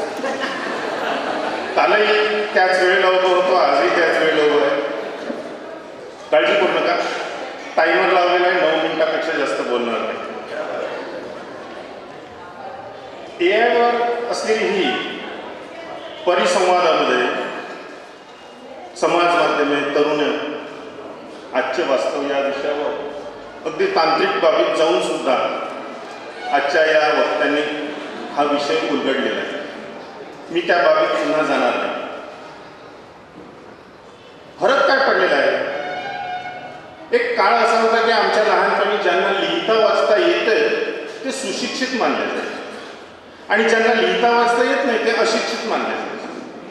आता हे शिक्षणाचं प्रमाण वाढत गेल्यामुळेच बऱ्याच जणांना लिहिता वाचता येतं. आता एक नवीन प्रश्न पुढे आला, ज्यांना ऑनलाईन काम करता येतं ते सुशिक्षित, ज्यांना करता येत नाही ते अशिक्षित. ही एक नवीन व्याख्या आपल्या समोर आली. काय होत आहे? बदल काय झाले? टेक्नॉलॉजीच्या वाढत्या प्रभावाचा स्पीड वाढली. There is a change in speed of technology invention. लहानपणची गोष्ट पुन्हा आठवते. 80 ते 85च्या दरम्यान आम्हाला TV पाहायला मिळाला. त्यावेळेला वर्ल्ड कप आम्ही 2-2 रुपये तिकीट भरून एका जणाच्या घरच्या TV वर पाहिजे. त्यावेळेला आमचे शिक्षक आम्हाला सांगायचे की अरे TV तर आपल्याकडे आत्ता आला, अमेरिकेमध्ये 40 वर्षापूर्वी TV होता, म्हणजे आपण अमेरिकेपेक्षा 40 वर्षांनी मागे चाललो. त्यावेळेस एक परिमाण होतं की प्रगत देशामध्ये आलेलं शोध हा अप्रगत देशापर्यंत पोहोचण्यासाठी लागणारा हा वेळ म्हणजे त्या 2 देशांमधलं प्रगतीचं अंतर असतं. मग आपण कोणत्या देशापेक्षा कितीने मागे आहोत? जपानमध्ये 55-56च्या दरम्यान बुलेट ट्रेन सुरू झाली, आपल्याकडे आता अजून विचारच आहे, म्हणजे आपण त्यांच्यापेक्षा तितक्या वर्षांनी मागे आहोत. पण आजच्या काळामध्ये अमेरिकेमध्ये नव्याने निर्माण झालेला ॲपलचा फोन आपल्याकडे 2 ते 3 महिन्यात भेटायला लागतो. हा पडलेला फरक. काळाच्या ओघामध्ये हा जो तंत्रज्ञानाचा पसरण्याचा जो वेग आहे तो वाढलेला आणि हा बदल आपल्याला पचवणं जरा जड चाललं. एखादी गोष्ट आपल्यापर्यंत जेव्हा येते ती व्यवस्थितपणे आपण पचवू शकतो का? ती समजून घेऊ शकतो का? आणि समजून उमजून तिचा वापर आपण करू शकतो का? हा आपल्या समोरचा प्रश्न आहे. हा AIच्या निमित्ताने आपल्याला पुढे आणला पाहिजे. AIला ज्या आपण दोन्ही बाजू मांडलेल्या आहेत, परिसंवादाची एक खासियत आहे की प्रत्येक वक्त्याला दोन्ही बाजूनं बोलता येते. वादविवादामध्ये ती मर्यादा आहे. वादविवादामध्ये कोणतीतरी एक बाजू स्वीकारा असतात आणि वक्त्याने खूप छानपणे हा विषय कव्हर केलेला आहे. कोणत्याही शोधाच्या 2 बाजू. कुठलाही शोध आजपर्यंत जगात लागलेला जो आहे तो फक्त फायद्याचाच आहे किंवा फक्त तोट्याचाच आहे असं. साधी साधी उदाहरणं जरी घेतली आपण, आगीचा शोध लागला, आगीवर आपण अन्न शिजवू शकतो, तर दंगलीमध्ये जाळपोळी करू शकतो. अणूचा शोध लागला, अणु ऊर्जेचा वापर करून आपण वीज निर्मिती करून घराघरात प्रकाश पोहोचवू शकतो, तर एखादा अणुबॉम्ब बनवून हिरोशिमा आणि नागासाकीही करू शकतो. म्हणजे प्रत्येक शोधाची दोन्ही बाजू आहेत. तसाच हा AIचा शोध. AIमध्ये दोन्ही बाजू. AIमध्ये आपण पाहतो की एक क्षणात माझा एखादा फोटो आहे, त्या फोटोला मी बॅक करतो, दुसरा फोटो जोडतो, कोणासोबतही जोडतो, माझ्या अंगावरचे कपडे बदलतो. पण लक्षात ठेवा, जो AI कपडे पहना सकता है वो कपडे उतार भी सकता है. कारण मी सांगितलं आहे उदाहरणामध्ये व्हिडिओ वॉर्पिंग चाललेलं आहे, डुप्लिकेट व्हिडिओज बनतात. AIच्या मदतीने तुम्हाला वाटेल ते आता करता यायला लागले. अख्खेच्या अख्खे सिनेमे AIच्या मदतीने तयार होतात. आदिपुरुषसारखा सिनेमा आपण पाहिजे. संपूर्ण ॲनिमेटेड. माणसाची गरज आता हळूहळू कमी व्हायला लागली. मला आठवते ज्या वेळेला मी पहिल्यांदा वाशिममध्ये आलो, बँक ऑफ महाराष्ट्रामध्ये खातं उघडलं, त्या बँकेमध्ये त्यावेळेला 25 कर्मचारी काम करत होते. आज त्याच बँक ऑफ महाराष्ट्रामध्ये 8 ते 9 कर्मचारी काम करतात आणि कारभार जर म्हटलं तर तो कमीत कमी 50 ते 100 पटीनं वाढला. हे सगळं कॉम्प्युटर आणि AI पद्धतीने शक्य होत आहे. अशा अनेक गोष्टी आपण पाहू शकतो. कधी कधी तुम्हाला असा प्रश्न पडतो की काही वर्षानंतर असे साहित्य संमेलनामध्ये आपण भौतिक रूपानं जमू की नाही, की हेही ऑनलाईनच होते. मग विजय काळेंची कविता आम्हाला ऑनलाईन ऐकावी लागेल, किंवा मला जर कधी हसण्याचा मूड झाला तर हे एलेक्सा मानकर सरची कथा सुनाव, आणि मानकर सरची कथा चालू होईल. नाही आवडली मानकर सरांची तर दुसरी सुरू. हे होणार आहे, हे होणार आहे. या बदलाला आपल्याला सामोरं जायचं आहे. कालच एक प्रयोग मी केला, बसल्या बसल्या कविताचा सत्र सुरू होतं. महापौर सर माझ्या बाजूला बसले. त्यांना म्हटलं आपण AI ला सांगू कविता तयार करा. मी त्यांना म्हटलं की बाप या विषयावर कविता लिहून दे. ताबडतोब एका सेकंदात माझ्यासमोर कविता आहे. म्हटलं अशा जर कविता आपण तयार केल्या तर या कवींची गरजच राहणार. पण AI ला कितीही झालं तरी मानवी भावना येतील का, त्याच्यावर शास्त्रज्ञांचं जे संशोधन सुरू आहे ते फार महत्त्वाचं. ज्या दिवशी या मानवी भावना या यंत्रामध्ये उतरायला लागतील तो दिवस फार वेगळा लागतो. एक रोबोट नावाचा चित्रपट आहे रजनीकांतचा, सायन्स फिक्शन आहे. त्या चित्रपटामध्ये एक सीन आहे, आग लागलेली असते त्या इमारतीला आणि तो रोबोट वाचवायला जातो. तो जो दिसेल त्यांना वाचवत राहतो. एक मुलगी आंघोळ करत असते, तिला कसंच उचलून तो बाहेर जातो आणि याच्यावर मोठी टीका होते. आणि मग त्या रोबोटला बॅन करण्याचं सरकार ठरवतं. कारण त्या रोबोटला हे कळत नाही की ज्या स्त्रीच्या अंगावर वस्त्र नाही तिला मी उचलून पब्लिकमध्ये नेऊ शकतो का. ही भावना त्याच्यात नसल्यामुळे त्या रोबोटला त्या सिनेमामध्ये त्या कथेमध्ये बॅन केल्या जाते आणि त्याला 2.0 मध्ये त्याला पुन्हा बाहेर काढलं जातं. हा तो चित्रपटाचा भाग. पण AI ला या भावना नाही आहेत ही गोष्ट निश्चित झालेली आहे. पण आता हळूहळू सगळ्या गोष्टी कृत्रिम बुद्धिमत्तेमध्ये आपण टाकत चाललेलो आहे. माणसाची जागा AI घेत आहे. ड्रायव्हरलेस कार्स आपल्यामध्ये आलेले आहेत. उद्या ड्रायव्हरची बेकारी वाढवून ड्रायव्हर बेकार होते. ज्या ड्रायव्हरच्या भरोश्यावर आपण छानपैकी विसंबून राहू शकतो, उद्या AI वर विसंबून राहायचं. आपला मोबाईल आणि ती गाडी यांचं कनेक्शन झालं की आपल्याला जो पाहिजे तो प्रवास आपल्याला करतो. पण हे चांगल्याच गोष्टी होतील असं जरुरी नाही. याच्या आपल्याला आपल्या बुद्धिमत्तेवर परिणाम झाला. जेव्हा मोबाईल नव्हता त्यावेळेला मला कमीत कमी 50 ते 60 फोन नंबर माझ्या नातेवाईकांचे मित्रांचे पाठ होते. आता मला फक्त माझा माझ्या बायकोचाच नंबर आहे. 2च नंबर पाठ आहे, बाकी नंबरच पाठ. ही वस्तुस्थिती. मुलांना व्यसन लागलेलं आहे मोबाईलचं. या व्यसनापासून दूर करण्यासाठी आता कार्यशाळा सुरू झालेल्या आहेत. शाळांमधून असे वर्कशॉप्स घेतल्या जात आहेत की ज्याच्यामध्ये AI किंवा मोबाईलचं व्यसन कसं कमी करता येईल हे आपल्याला तिथे पाहायला लागलेलं आहे. आणि एवढंच नाही तर नुकतेच आपल्या शेजारच्या देशांमध्ये श्रीलंका, बांगलादेश, नेपाळ याच्यामध्ये एक नवीनच जमात तयार झाली आहे, JNC. ही खरंच चिंतेची बाब आहे. मला वाटतं या साहित्य संमेलनाच्या निमित्तानं आपण हा विषय इथे ठेवला. हा अगदीच दुर्लक्षित करण्यासारखा नव्हता. याचे आपल्या साहित्यावरही काय परिणाम होतील, उद्या रात्र जागून कविता लिहिणाऱ्या कवींचं किंवा लेखकांचं काय होईल याचाही आपण विचार केला पाहिजे. आणि ती भावना AI निर्माण करू शकेल का हाही एक भाग आहे. अलार्म वाजलेला आहे, जेवणाची वेळ झालेली आहे. AIचा वापर असाही करता येतो. मी थांबतो. धन्यवाद सर. अध्यक्षीय कार्यक्रमाच्या माध्यमातून या आजच्या परिसंवादाचा समर्पक आणि यथायोग्य शब्दामध्ये सरांनी या ठिकाणी समारोप केलेला आहे.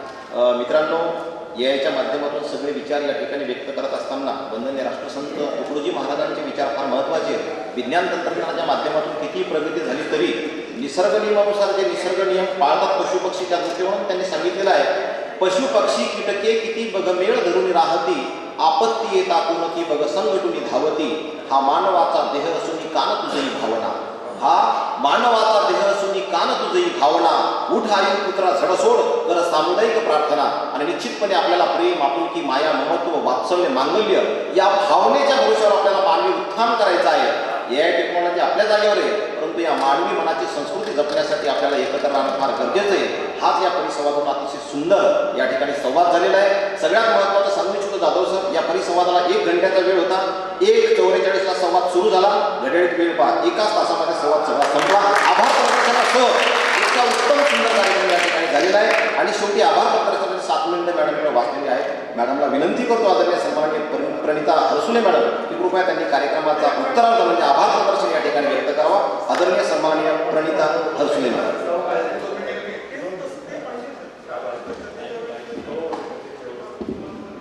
खूप वेळ घेणार नाही, कारण 2:45 वाजलेले आहेत आणि अन्नपूर्णा सर्वांची वाट बघत आहे. वत्सगुल्मत जिल्हास्तरीय मराठी साहित्य संमेलन 2025 या 2 दिवसीय कार्यक्रमाचा हे 8वे सत्र. यामध्ये कृत्रिम बुद्धिमत्ता म्हणजे काय, तर या विषयासाठी डॉक्टर पांडे सर यांनी आपले अध्यक्षपद भूषविले, त्यासाठी मी त्यांचे आभार मानते. आणि दुग्ध शर्करा योग म्हणजे त्यांना वाढदिवसाच्या शुभेच्छा सुद्धा देते. कृत्रिम बुद्धिमत्ता म्हणजे काय, तर मानवाने माणसाच्या विकासासाठी मानवाच्या अकृत्रिम डोक्यातून, सुपीक डोक्यातून, नैसर्गिक डोक्यातून मानवनिर्मित यंत्र किंवा शोध निर्माण केला, याला कृत्रिम बुद्धिमत्ता म्हणतात. आता हा कृत्रिम बुद्धिमत्ता या विषयावर राधिका दंडे, अनुराधा ठाकूर आणि श्रीनाथ घोडके यांनी उत्तमपणे समर्पकपणे आपले विचार मांडले, त्यासाठी मी त्यांचे आभारी आहे. आणि कृती व विचार करणाऱ्या तरुणाईला, सामाजिक माध्यमाला पण सुमित जोशींनी सोडले नाही, त्यासाठी मी त्यांचे आभार मानते. शेवटी हे मानवनिर्मित शोध आहे, मानवनिर्मित यंत्र आहे, पण याचा वापर कसा करायचा, तो कन्स्ट्रक्टिव्ह की डिस्ट्रक्टिव्ह हा मानवी ब्रेक मात्र आपल्या हातात आहे. पुनश्च एकदा सर्वांचे आभार आणि अध्यक्षांच्या परवानगीने आजचे हे सत्र संपले असे मी जाहीर करते. शेवटी सर्व आपल्या टीमचा एक आपण सामूहिक फोटो घेतो आणि नंतर भोजन अवकाश सर्वांनी स्वादिष्ट रुचिकर भोजनाचा आस्वाद. मॅडम एक सामूहिक फोटो या सर्व परिसरात प्लीज. हा कार्यक्रम अध्यक्षाच्या वतीनं संपला, आपण भोजनाचा आस्वाद घेण्यासाठी जाऊ शकता. पॅनलचा एक संवाद दिला, पुढचं सत्र लगेच सुरू होईल. अमरावती, अकोला, वाशिम, बुलढाणा, यवतमाळ या सर्व जिल्ह्यांमध्ये मी उमेश बोरचाटे यांना विनंती करतो त्यांनी शफी पठाण सरांचं इथे स्वागत करावं. उमेश बोरचाटे अनेक वर्तमानपत्रामध्ये या ठिकाणी आपलं कार्य केलेलं आहे, लेखन केलेलं आहे. सकाळ, देशमुखी, लोकमत. धन्यवाद सर. करावं.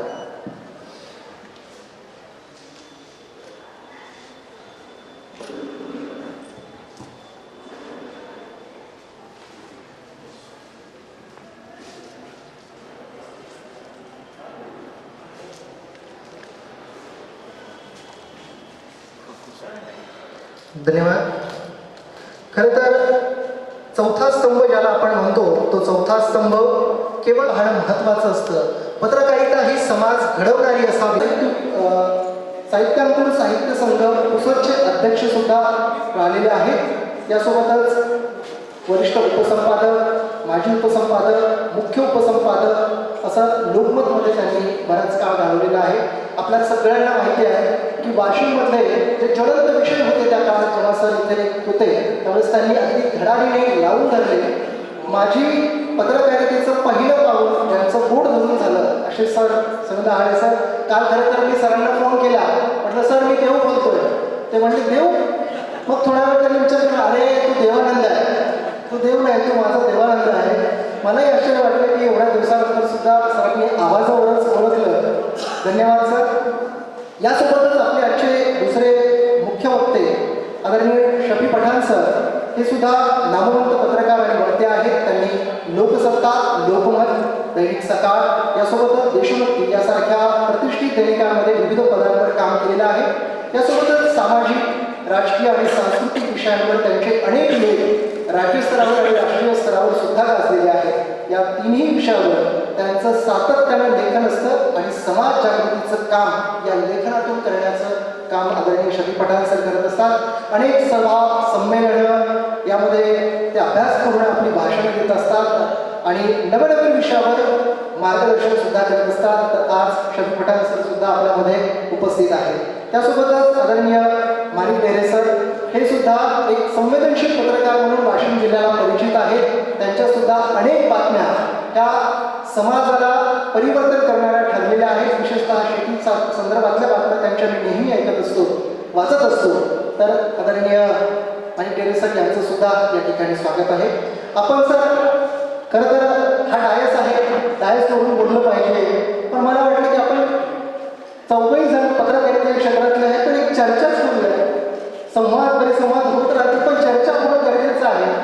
काय आहे, आज प्रत्येक जण लिहितो, एखादी घटना समोर आणतो, पण समोर आणताना त्याला कुठेतरी मर्यादा असतात, बंधन असतात किंवा आपणही पाहतो. आता वर्तमानपत्रांच्या बाबतीत जर बघायचं झालं तर वर्तमानपत्र बऱ्यापैकी व्यावसायिक झालेलं आहे. जाहिरातीशिवाय काही घटत नाही. आपण कितीही लिहितो म्हटलं तर मालक वरतून बसलेला असतो, त्याला फक्त व्यवसाय हवा असतो, धंदा हवा असतो. आणि टी व्हीचं बघायला म्हटलं तर TRP शिवाय आमचं काही घटत नाही. मग अशा आपण पत्रकारिता करताना समाजभान कसं राखावं याविषयी आपण बोलूया. सर्वप्रथम आदरणीय पहाळे सर आपल्याला माहिती.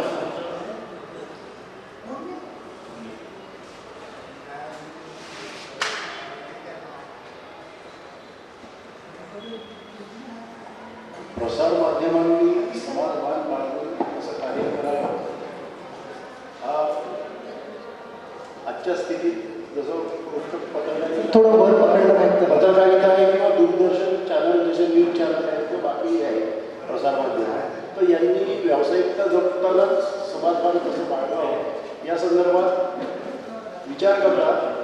असंही नाही की तुम्हाला प्रसार समाजभान बाळगण्यासाठी काही मर्यादा वृत्तपत्राकडून घातल्या जातात. जसं की आता इथे मी जे प्रतिनिधी असताना आपल्याला जानबोर सर होते, थोडं असं पकडलं जानबोर सर होते. तर जानबोर सरांनी इथे शेलू बाजारमध्ये एक मुलगा होता ओम करणे नावाचा. त्या ओम करणेला एक गाठ होती मानेला, तर त्याचं ऑपरेशन होणं आवश्यक होतं, पण पालकांची परिस्थिती अशी नव्हती की त्याचं ऑपरेशन करू शकते. तर त्याच्यावर एक पूर्ण अशी सुंदर बातमी लिहिली एक लेखासमूहाची त्यांनी, आणि त्या बातमीचा इफेक्ट असा झाला की समाजातल्या हजारो शेकडो लोकांनी पुढाकार घेतला आणि त्या मुलाचं ऑपरेशन अकोल्याला डॉक्टर तिथले पराग डोईपडे त्यांनी त्याचं ऑपरेशन केलं आणि तो अतिशय हे झाला त्या संदर्भात. तो मुलगा चांगला झाला. तर हे समाजभान बाळगण्यासाठी पालकाकडून कोणतंही बंधन येत नसते. पत्रकारिता कमर्शियल झाली तर त्याचं कारणच तसे आहे की त्यांचं स्वरूप एवढं वाढलेलं आहे, खर्च वाढलेला आहे मोठ्या प्रमाणात. ठिकठिकाणी त्यांना वार्ताहर म्हणजे शहर प्रतिनिधी असतील किंवा उपसंपादक आहेत, मोठमोठ्या रँक आहेत त्याच्यामध्ये, ते सर्व बाळगायला लागते. तर त्यात कमर्शियल येणं स्वाभाविक आहे, कारण पहिले वृत्तपत्र जी होती प्राचीन म्हणजे आपल्या स्वातंत्र्यपूर्व काळात, तर तेव्हा एवढा खर्च नव्हता वृत्तपत्रांना. पण आता मात्र त्याचा खर्च वाढला, त्यामुळे त्याला कमर्शियालिटी आली किंवा एवढा खर्च निघण्यासाठी तुम्हाला जाहिराती आवश्यक आहे. आणि जाहिरात देणारे लोक पैसे देतातच असं नाही आहे, तोही अनुभव वृत्तपत्रांना येतो. आणि चॅनलचं जी गोष्ट आहे, चॅनलचं थोडं वेगळं आहे की चॅनलचं जरी खर्च जास्त असला तरी चॅनल हे एक प्रकारे म्हणजे वृत्तपत्रकारितेच्या याच्यात कमर्शियल जास्त आहेत आणि त्यांना मोठ्या प्रमाणात कमर्शियालिटीमध्ये ते मॅनेज होतात एका विचार प्रणालीमुळं. परंतु तरीही त्यांचे जे खालच्या लेवलचे वार्ताहर आहेत त्यांना अशा मर्यादा नाहीत की त्यांनी चांगल्या बातम्या देऊ नयेत समाजाच्या आणि ते लोकांना त्यातून मदत होईल असं काही घडू नये अशा प्रकारच्या मर्यादा नाही आहेत. पण बातम्या देताना मग ह्या पत्रकारांनी जे खाली आहेत त्यांनी कसं समाजभान राखावं, त्यांनी कशा बातम्या द्याव्या? त्यांनी सामाजिक बांधिलकीतून समाजाचं हित होईल अशा लोक शिक्षण होईल, जनजागृती होईल आणि लोकांना त्यापासून फायदा होईल. तशी नवीन योजना आहेत, योजनांची माहिती जशी त्यांना देता येते की यातून लोकांना लाभ किती मिळाला, किती लाभ मिळायला हवा होता, याचा जर आढावा घेतला प्रत्येक योजनेचा तरीसुद्धा लोकांना त्याचा फायदा होऊ शकतो की कमी लाभ मिळत आहे, त्याचा अंमलबजावणी नाही आहे, तर लोकांत जागृती होते आणि त्याचा इफेक्ट त्यावर होतो. बऱ्यापैकी आता आपण बघतो की पत्रकार हां शमी पठाण सरांना सुद्धा आपण बोलतो करूयात. साहेब, माझी अडचण अशी आहे की मला असं मुलाखतीच्या स्वरूपात नाही बोलता येणार. अध्यक्षांची जर परवानगी असेल तर मी तुमच्या मनातली जी काही 5-7 प्रश्न आहेत ती मी 5-7 मिनटं बोललेलं आणि मग थांबेल. पण त्याच्यात काय होईल, मला जे सांगायचं आहे ते मी तुला नक्की सर, आपण आपला पूर्ण वेळ घ्या. हा खरं तर तसाच कार्यक्रम होता, मात्र आम्ही थोडासा बदल आपल्या मनाने केला. नाही, हरकत नाही. फक्त मला माझ्या डोक्यात जी काही 20-25 वर्षातली निरीक्षणं आहेत ती 5-7 मिनिटात जर अध्यक्षांची परवानगी असेल तर मी ते तशी मांडतो. नक्की सर. मुलाखतीचं स्वरूप येऊ नये आणि मग ते खूप अगदीच रटाळ होऊ नये. विषयाचं गांभीर्य मला असं वाटतं की वर्तमानाची फार सुसंगत आहे आणि ते तितक्याच ताकदीने आणि तितक्याच गांभीर्याने मांडलं झालं पाहिजे. यासाठी म्हणून मग मी नागपूरपासून इथपर्यंत बायबेट करून आलो आहे. ते उगाच व्यर्थ जाऊ नये असं माझा त्यामागचा उद्देश आहे. कोणी कुठल्या गैरसमज करून घेऊ नये. बाकी भाषण किंवा प्रसिद्धी आणि त्याच्यासाठी मला अनेक व्यासपीठं उपलब्ध आहेत आणि तुम्ही जर गुगलला जाऊन सर्च केलं शमी पठाण तर तुम्हाला कळेल की ते खूप सोपं आहे. पण मला त्या टाळ्यांची आणि प्रसिद्धीची अजिबात हवं नाही. म्हणून मला असं वाटतं की अतिशय गंभीर विषयावर वाशिमसारख्या ठिकाणी फार टोकावरच्या जिल्ह्यात ह्या सगळ्या गोष्टींवर परिसंवाद घडतोय तो तितक्या गांभीर्यानं झाला पाहिजे. शीर्षक जेव्हा मी अध्यक्ष महोदय, मी अध्यक्षांशी खालीच भेटलो. बरं झालं गजूभाऊंनी माझी भेट घालून दिली, कारण अध्यक्ष आपला असला ना की सरकार आपलं असतं. अध्यक्ष बदललं की सरकार बदललं, मग न्यायालय काही टिकत नाही म्हणून. त्यामुळे बरं झालं गजूभाऊ तुम्ही माझी अध्यक्षांची खालीच भेट घालून दिली. त्यांनी काही मला नवीन नियम सांगितले नाही, त्यांनी मोकळीक दिली बोलण्याची, म्हणजे वक्ता म्हणून. तर जेव्हा मी शीर्षक बघितलं पत्रिकेचं तेव्हा मला आयोजकांच्या कौशल्याचं अभिनंदन करावंसं वाटलं. तेव्हा तातडीनं फोन केला नाही, पण आता जाहीरपणे करतोय ते एवढ्यासाठी कारण त्यात प्रश्नार्थक चिन्ह नाही आहे. आता तुम्ही म्हणाल हे कसं, हे याच्यात कौशल्य काय आहे, तर अर्थात सरकारी अनुदानाची वगैरे अडचण असू शकते, ती प्रत्येक संस्थांची असते. पण ते अतिशय कौशल्याने त्याने त्या शीर्षकामधलं प्रश्नार्थक चिन्ह टाळलं आहे. तो असता तर हे स्पष्ट झालं असतं की प्रसार माध्यमांचं समाजभान माध्यमं जपत नाही आहेत. पण त्यांनी ते प्रश्नार्थक चिन्ह तिकडे टाकलं नाही.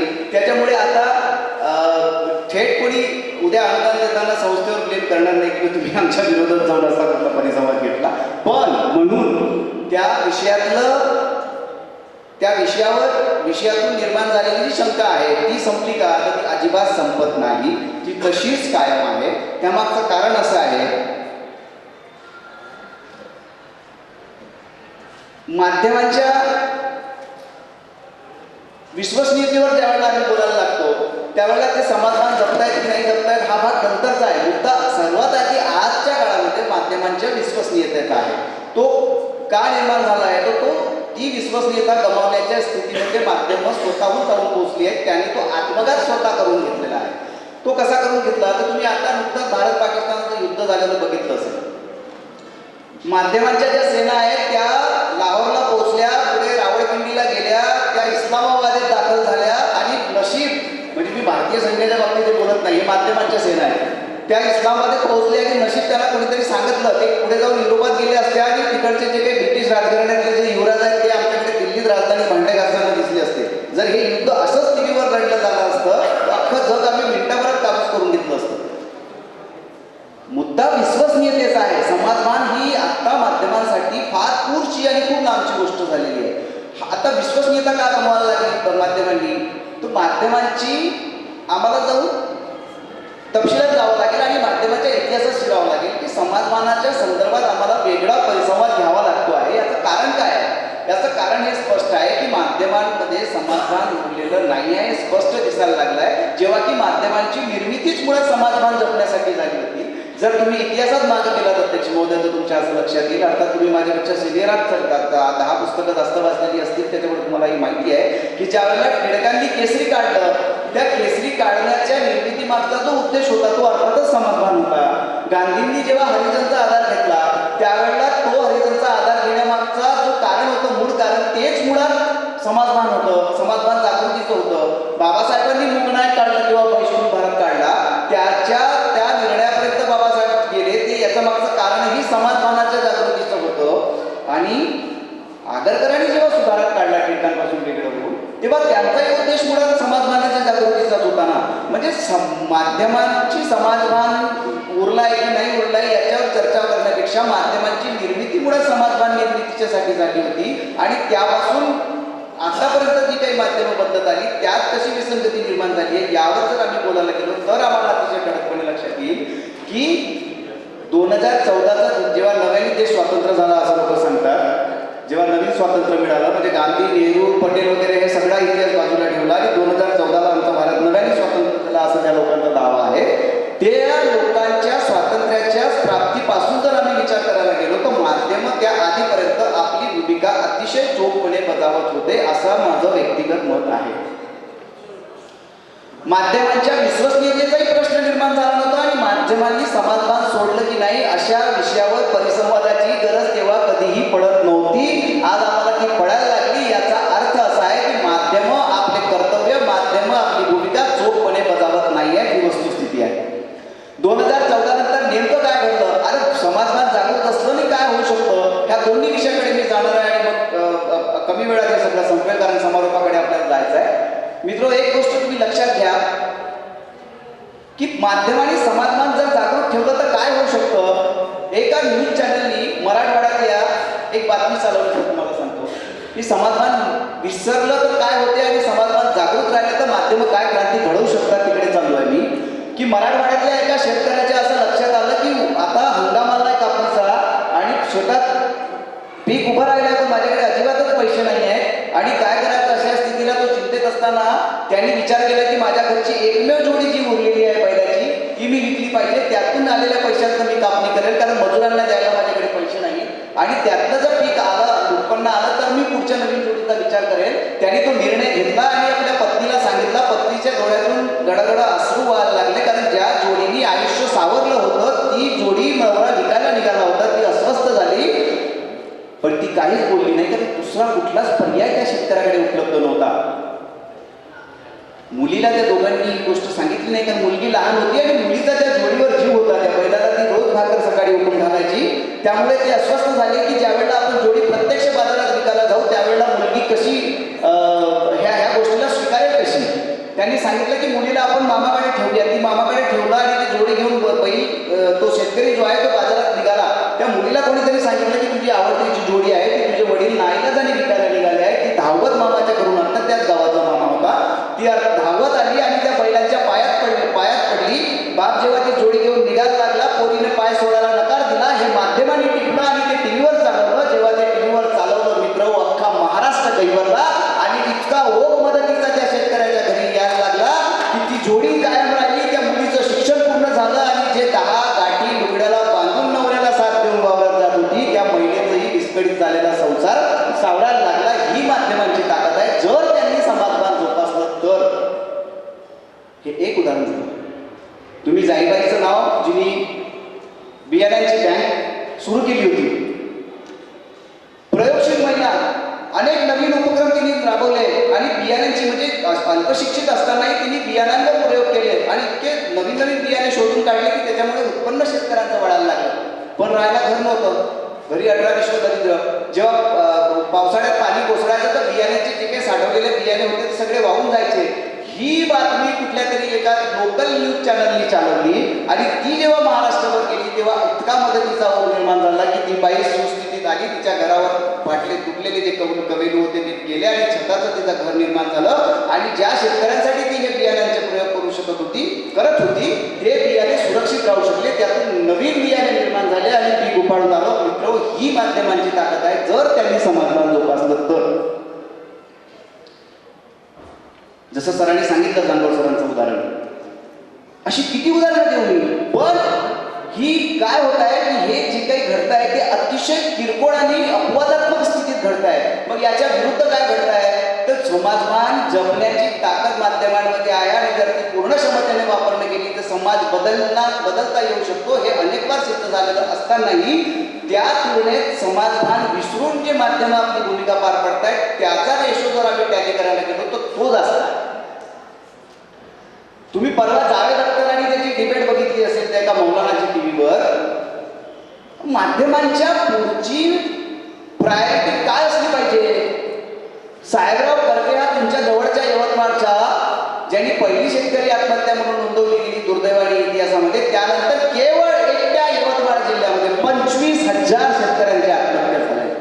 25,000 एकट्या यवतमाळामध्ये. राज्यभराचा आकडा याच्यापेक्षा किती मोठा असेल तुम्ही डोळे आमचे विस्फोरून जातील जरा जरा ती आकडेवारी आम्ही बघायला लागलो. देव आहे की नाही ही माध्यमांची प्राधान्यक्रम असू शकतो चर्चेचा.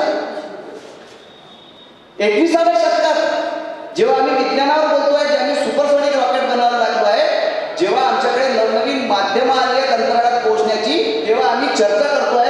आजतक सारख्या मोठ्या चॅनलवर मी नाव घेऊन बोलतो, मला कुठल्याच गोष्टीची पर्वा नाही, मी अजिबात परिणामांना घाबरत नाही. जे सत्य आहे ते आपण बोललं पाहिजे. आजतक सारख्या तेज वगैरे असणाऱ्या, आता ते तेज तिखट अर्थाने बोलतात की स्पीडच्या अर्थाने बोलतात मला माहिती नाही, हे तेज असणारी माध्यमं चर्चा करत आहेत स्टुडिओत आणि देशभर त्याचं लाईव्ह दाखवत आहेत. चर्चेचा विषय काय? देव आहे की नाही. अरे हा आमच्या देवघरातला प्रश्न आहे. हा आम्ही ठरवू.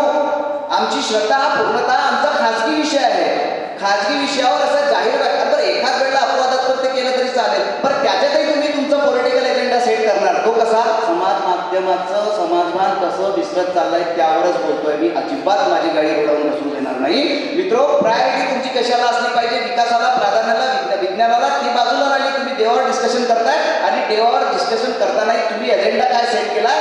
या बाजूला बसलेला जावेद अख्तर कोण आहे? मुसलमान आहे. आणि बाजूला बसलेला जो मौलाना आहे तो कोण आहे? तुमचा हेतू काय? हेतू स्पष्ट आहे की फक्त आणि फक्त त्या माध्यमांना दिलेला जो पॉलिटिकल एजेंडा आहे तो त्यांना पुढे न्यायचा आहे. त्यांच्या मनात त्या जो कोणी अँकर तिकडे बसला होता तो जो काय त्याचं एक चॅनल सब चॅनल आहे त्याचं, आता मी त्याचं नाव विसरलो, sorry, Lallan top. Exactly Lallan top हे त्याचं सब टायटल असलेलं काय चॅनल चालवता. सौरभ नावाचा तो अँकर आहे, अतिशय सुमार आणि विंडो अँकर आहे आणि तो नुसतंच काहीतरी चर्चा करत असतो आणि त्यातलं गांभीर्य कुठलेच निर्माण दिसत नाही. त्यातलं काहीतरी फलित हातात येत आहे असंही मला कधी जाणवलेलं नाही. त्या माणसाने ही चर्चा घडवून आणली कारण मेन स्ट्रीमवाल्यांनी आपला रेग्युलर अँकर तिथे बसवला नाही. की हुशारी आहे, लक्षात घ्या. आणि हे माध्यमात चर्चा करतायत कशावर? देव आहे की नाही. हे 21व्या शतकामध्ये चाललेलं आहे. हे समाजभान विसरत चालल्याचं ठळक उदाहरण नॅशनल टीव्हीवरून आम्ही काल परवा झालेल्या चर्चेतून बघितलेलं आहे. त्या अँकरच्या मनात, पत्रकार जर असेल, त्या अँकरच्या मनात हा प्रश्न का आला नाही की बाबा मी असं का करू? देव आहे की नाही याच्यावर चर्चा करणं हे माझं कर्तव्य कसं होऊ शकतं माध्यमकर्मी म्हणून? मी व्यक्तिगत माझ्या मताचा आदर, माझ्या मनाचा कौल घेऊन मी माझ्या माध्यम समूहाला ह्या गोष्टीला नकार का दिला नाही दिला. समाजभान कसं विसरत चाललंय त्याचे हे ठळक उदाहरण आहे. आम्हाला ज्या वेळेला मी मागे काश्मीरला मी लोकसत्ताला जॉईन झालो होतो नवीन आमच्या संपादकाचा फोन आला की तिकडे तुम्हाला जरा बघा एक संधी आहे काश्मीरला तुमच्या तिथले जे काही लोकल निरीक्षण आहेत ती नोंदवायची म्हणून मी तिकडे गेलो होतो. मी तिकडे 15 दिवस काश्मीरात राहिलो आहे पुलवामा व्हायच्या आधी आणि 370 रद्द व्हायच्या आधी. त्यावेळेला सर मी तिकडे एक सीमांचल भागामध्ये गेलो आणि तिथल्या एका मेंढरं राखणाऱ्या माणसाशी बोललो. तेव्हा त्याला विचारलं, म्हटलं आपकी ये जो लड़के हैं इतने, इनमें ऐसे क्या मजबूरियां है इनकी कि ये लोग बंदूकें उठा लेते हैं और देश के खिलाफ लड़ने लग जाते हैं? क्या वजह क्या है इसकी? जरा आप मुझे उम्र से जयी दिख रहे हैं, मुझे लगता है कि आप इसकी वजह सही तरीके से मुझे बता सकेंगे. आता माझ्या माध्यमाने मला तिथली रियालिटी जाणवायला पाठवलं होतं, पण ते काही मला माझी ओळख देता येत नव्हती. हा माझा नाईलाज होता. म्हणून मी सहज आणि मला यासाठी पाठवलं की पठाण माझ्या आडनावाच्या नंतर आहे म्हणून कोणीतरी सांगताना पटकन सांगून देईल, दुसरा कोणी असला तर कदाचित सांगणार नाही, म्हणून त्यांनी मला तिकडे पाठवलं. मी त्याला विचारलं की ये क्या हो रहा है, बंदूकें क्यों उठा रहे बच्चे आपके बार बार अपने ही देश के खिलाफ, क्या वजह क्या है? तेव्हा तो मला अतिशय सांगतो कहावा विकणारा होता. मेंढर त्याच्या बाजूला एक जण बसलेला आणि तो आणि ते मेंढर विकणारा तो माणूस हे दोघंही जण शांतपणे एक एक प्रश्नाचे उत्तर द्यायला लागले. त्यातला जो पहिला होता मेंढपाळ त्यांनी सांगितलं की मुझे एक बताइए बोले की BSF बॉर्डर पे बैठी की नहीं बैठी? क्यों बैठी? कितने सोल्जर्स है वहां पर? वो तो गिने नहीं जा सकते इतने हैं. म्हणजे नजर चुकवून जर एखादा माणूस त्याकडून इकडे आला असेल तर तो अपवादात्मक स्थितीत पाण्याच्या खालून जंगलातून कार ओलांडून येऊ शकतो, शक्य आहे. पण बातम्या वाचता की बाबा इथे अनंतनागमध्ये एवढे मारले, श्रीनगरमध्ये एवढे मारले, दर 4 दिवसांनी तिथे चकमकी घडतात आणि 10-10, 12-12 मिलिटन्स मारले जातात. जर एवढे मिलिटन्स जर बाहेरून आले असतील तर मग आमची BSF काय करते? हा प्रश्न मेंढपाळाचा होता. आमची BSF काय करते? चीन नंतर सर्व सशक्त शस्त्रदल असलेलं भारताचं सैनिक, असं जर हे खरं असेल की इतकी लोक जर रोज आमच्याकडे सीमा पार करून येत आहेत तर BSF काय करताय? आणि समजा ते आलेले नाही तुझी मिलेली माणसं कोण? हा त्याचा दुसरा प्रश्न. मी निरुत्तर होतो कारण माझ्याकडे उत्तर नव्हतं. मी त्याला विचारलं बघ ही कोण आहे? त्यांनी सांगितलं की हमारे बच्चे हैं, इसमें के 2 या 4 ऐसे होंगे जिनका सर बिगड़ गया और वो लोगों ने बंदूक उठा दिए, बाकी के लोग ऐसे हैं जो हक मांग रहे थे और उन्हें मार दिया गया. आता समाज माध्यमांनी समाजभान जपताना अशा प्रश्नांकडे वास्तविकतेच्या तळाशी जाऊ. जर ते मिलिटन्स आहेत तर त्यांना गोळीच घातली पाहिजे, त्याच्याशिवाय दुसरा उत्तर गोळीच्या भाषेशिवाय दुसरं असू शकत नाही या मतावर मी ठाम आहे. पण त्या गोळीच्या नावावर निरपराध जर काश्मीरात मारले जात असतील तर माध्यमाचं हे काम आहे की त्या वास्तविकतेच्या खोलात आम्ही गेलं पाहिजे आणि ती वास्तविकता आम्ही समाजासमोर दाखवली पाहिजे. आम्ही काय दाखवतोय की आमच्या देशाचा पंतप्रधान जेव्हा गाडीत बसून येतो तेव्हा केवळ त्याच्या चेहऱ्यावर लाईट असतो. रात्रीच्या ज्या कुठल्या प्रचार सभेला पंतप्रधान जातात तेव्हा तुम्ही जर बघितलं असेल तर त्यांच्या कारवर फक्त एका साईडला असं चेहऱ्यावर लाईट असतो. हा लाईट कारमध्ये कसा चढतो हा प्रश्न माध्यमांनी कधी उपस्थित केलाय का? नाही केलं. माध्यमं त्यांची भूमिका, माध्यमं त्यांचा उद्देश, माध्यमं त्यांची हेतू हे विसरायला लागले आहे ही वास्तविकता आहे. आणि हे असंच जर चालत राहणार असेल तर एक दिवस माध्यमांची विश्वास आणि तुम्ही ती संपायला चाललेली आहे जवळपास. कारण समाजभानाची त्यांचं काहीही नातं राहिलं नाही. ते राहिलं असतं तर माध्यमांवर विश्वसनीयता राहिली असती आणि रवीश कुमार सारखा एकटा माणूस, म्हणजे एक उदाहरण तुम्हाला देतो आणि हे माझं जे काही चाललंय त्याला जरा लगाम देतो, पण विश्वसनीयतेचा मुद्दा जेव्हा उपस्थित व्हायला लागला त्यावेळेला हे उदाहरण दिलंच गेलं पाहिजे आणि देऊनच ते पुढे गेलं पाहिजे की रवीश कुमार सारखा एकटा न्यूज चॅनल चालवणारा माणूस जो घरी आपल्या सेटअप लावतो, एक छोटासा कॅमेरा ठेवतो आणि बोलतो, त्याचे 1 कोटी सबस्क्रायबर झाले. 1 कोटी. एकाही प्रस्थापित मीडिया हाऊसचे इतके, मीडिया हाऊसचे म्हणतोय मी, इंडिव्हिज्युअल नाही, एकट्याचे नाही, एकाही मीडिया हाऊसचे इतके सबस्क्रायबर नाहीत जितके एकट्या रवीश कुमारचे झालेले आहेत. हे काय होत आहे याच्या जर तुम्ही तळाशी जाल तर तुमच्या लक्षात येईल की लोकांचा प्रस्थापित माध्यमांवरचा विश्वास डळमळायला लागलाय, संपायला लागलाय. लोकांना आता हे लक्षात आलेलं आहे की ही माध्यमं सरकारची चाटुगिरी करणारी माध्यमं झालेली आहे, त्यांच्यावर आम्ही विश्वास ठेवू शकत नाही. आम्हाला जर बातमी आणि बातमी मागची बातमी पाहिजे असेल तर आम्हाला सरकारी ताब्यात असणाऱ्या माध्यमांशिवाय आणि सरकारी नियंत्रणात नसणाऱ्या माध्यमांवरच लक्ष द्यावं लागणार आहे. म्हणून रवीश कुमारचे फॉलोअर्स जे आहेत ते 1 कोटी झालेले आहेत मित्रो. ही वास्तविकता आहे. आणि तुम्ही आम्ही म्हणू की बा माध्यमावर चर्चा आणि माध्यमावर याचा माझा व्यक्तिगत जीवनाशी काय संबंध आहे, आम्ही काही फार त्याला महत्त्व देत नाही, असं करून चालणार नाही. माझ्या देशाचा अर्थकारणाचा संबंध राजकारणाशी आहे, माझ्या देशाचा समाजकारणाचा संबंध राजकारणाशी आहे. एवढंच नाही तर 2014 नंतर माझ्या देशाच्या धर्मकारणाचा संबंधही राजकारणाशी आता यायला लागला आहे. अनेक गोष्टी आहेत. म्हणून मी तुम्हाला सांगतो की जर तुम्ही खरंच तुमचा विवेक जागृत असेल तर जी माध्यमं तुम्हाला वास्तव दाखवत नाही आहेत, वास्तविकता दाखवत नाही आहेत, ती TV चॅनल्स पाहणं उद्यापासून बंद करा. कारण त्यांच्या घरची भाजी भाकर जर चालत असेल तर ती केवळ तुमच्या पाहण्यामुळे चालते. कारण तुमच्या पाहण्यामुळे त्यांचा TRP वाढतो आणि त्यांचा TRP वाढतो म्हणून ते रोज आमच्या ताटात खोटं वाढत चालले आहे. आणि ती वाढत चालण्याची आधीची जी सुरुवातीची भूमिका होती तेव्हा ते फार संकोचितपणे चालले होते की आधी निकाल बघूयात कुठल्या दिशेला जात आहेत, म्हणजे लोक आपल्याला ऍक्सेप्ट करतायत की नाही करतायत. आणि जेव्हा त्यांचं असं लक्षात आलं की लोकांच्या आम्ही मेंदूवर धर्माचा इतका गहिरा प्रभाव टाकलेला आहे की आता मग काहीही वाढलं यांच्या ताटात तरी ते खातील. आणि त्याच कॉन्फिडन्समधनं त्यांनी पाकिस्तानमध्ये आम्ही इस्लामाबादेत जाऊन तिरंगा फडकवला असं जाहीर करून टाकलं आणि पुढे जाऊन ते युरोपापर्यंत निघाले होते. ही वास्तविकता आहे मित्र. म्हणून तुम्हाला सांगतो की आता मुख्य माध्यमातली जी काही मुख्य प्रवाहातली जी काही माध्यमं आहेत जी आम्हाला सत्य दाखवत नाहीत त्याच्यावर बहिष्कार टाकावा लागेल. त्या TV चॅनल्स ताबडतोब बंद करावे लागतील. आणि जे इमाने इतबारे लहान छोटे YouTube चॅनल्स घेऊन तुमच्यापर्यंत वास्तव घेऊन येत आहेत, मला असं वाटतं की त्यांच्या पाठीशी आपण खंबीरपणे उभं राहायला पाहिजे. हे मी अतिशय गांभीर्याने माध्यमातून आलेलं असतानाही अतिशय गांभीर्याने यासाठी बोलतोय. कारण लोक म्हणतील की बा हे YouTube चॅनल्सवाले पावसाळ्यातल्या छत्रीसारखे खूप उभायला लागले. मी त्यांना छत्री मानत नाही. ते जितके वाढतील तितकं होईल असं माझं ठाम मत आहे. हे विचित्र वाटत ऐकायला, पण जितके हे युट्यूबर्स आणि हे वाढतील तितकं प्रसार माध्यमांचं लोकशाहीकरण होईल असं माझं प्रामाणिक मत आहे. आणि ते व्हायला पाहिजे. नाही झालं तर काय होऊ शकतं याचाही परिणाम मी जाता जाता सांगतो की ज्या वाशिम जिल्ह्यामध्ये बसून मी हे सगळं बोलतोय, हा वाशिम जिल्हा वाकाटकाची राजधानी, मी इथे सुरुवातीला आलो तेव्हा ते ऐकत होतो की वाकाटकाच्या काळातली ही राजधानी होती. राजधानी ते आकांक्षित जिल्हा हा जो तुमच्या जिल्ह्याचा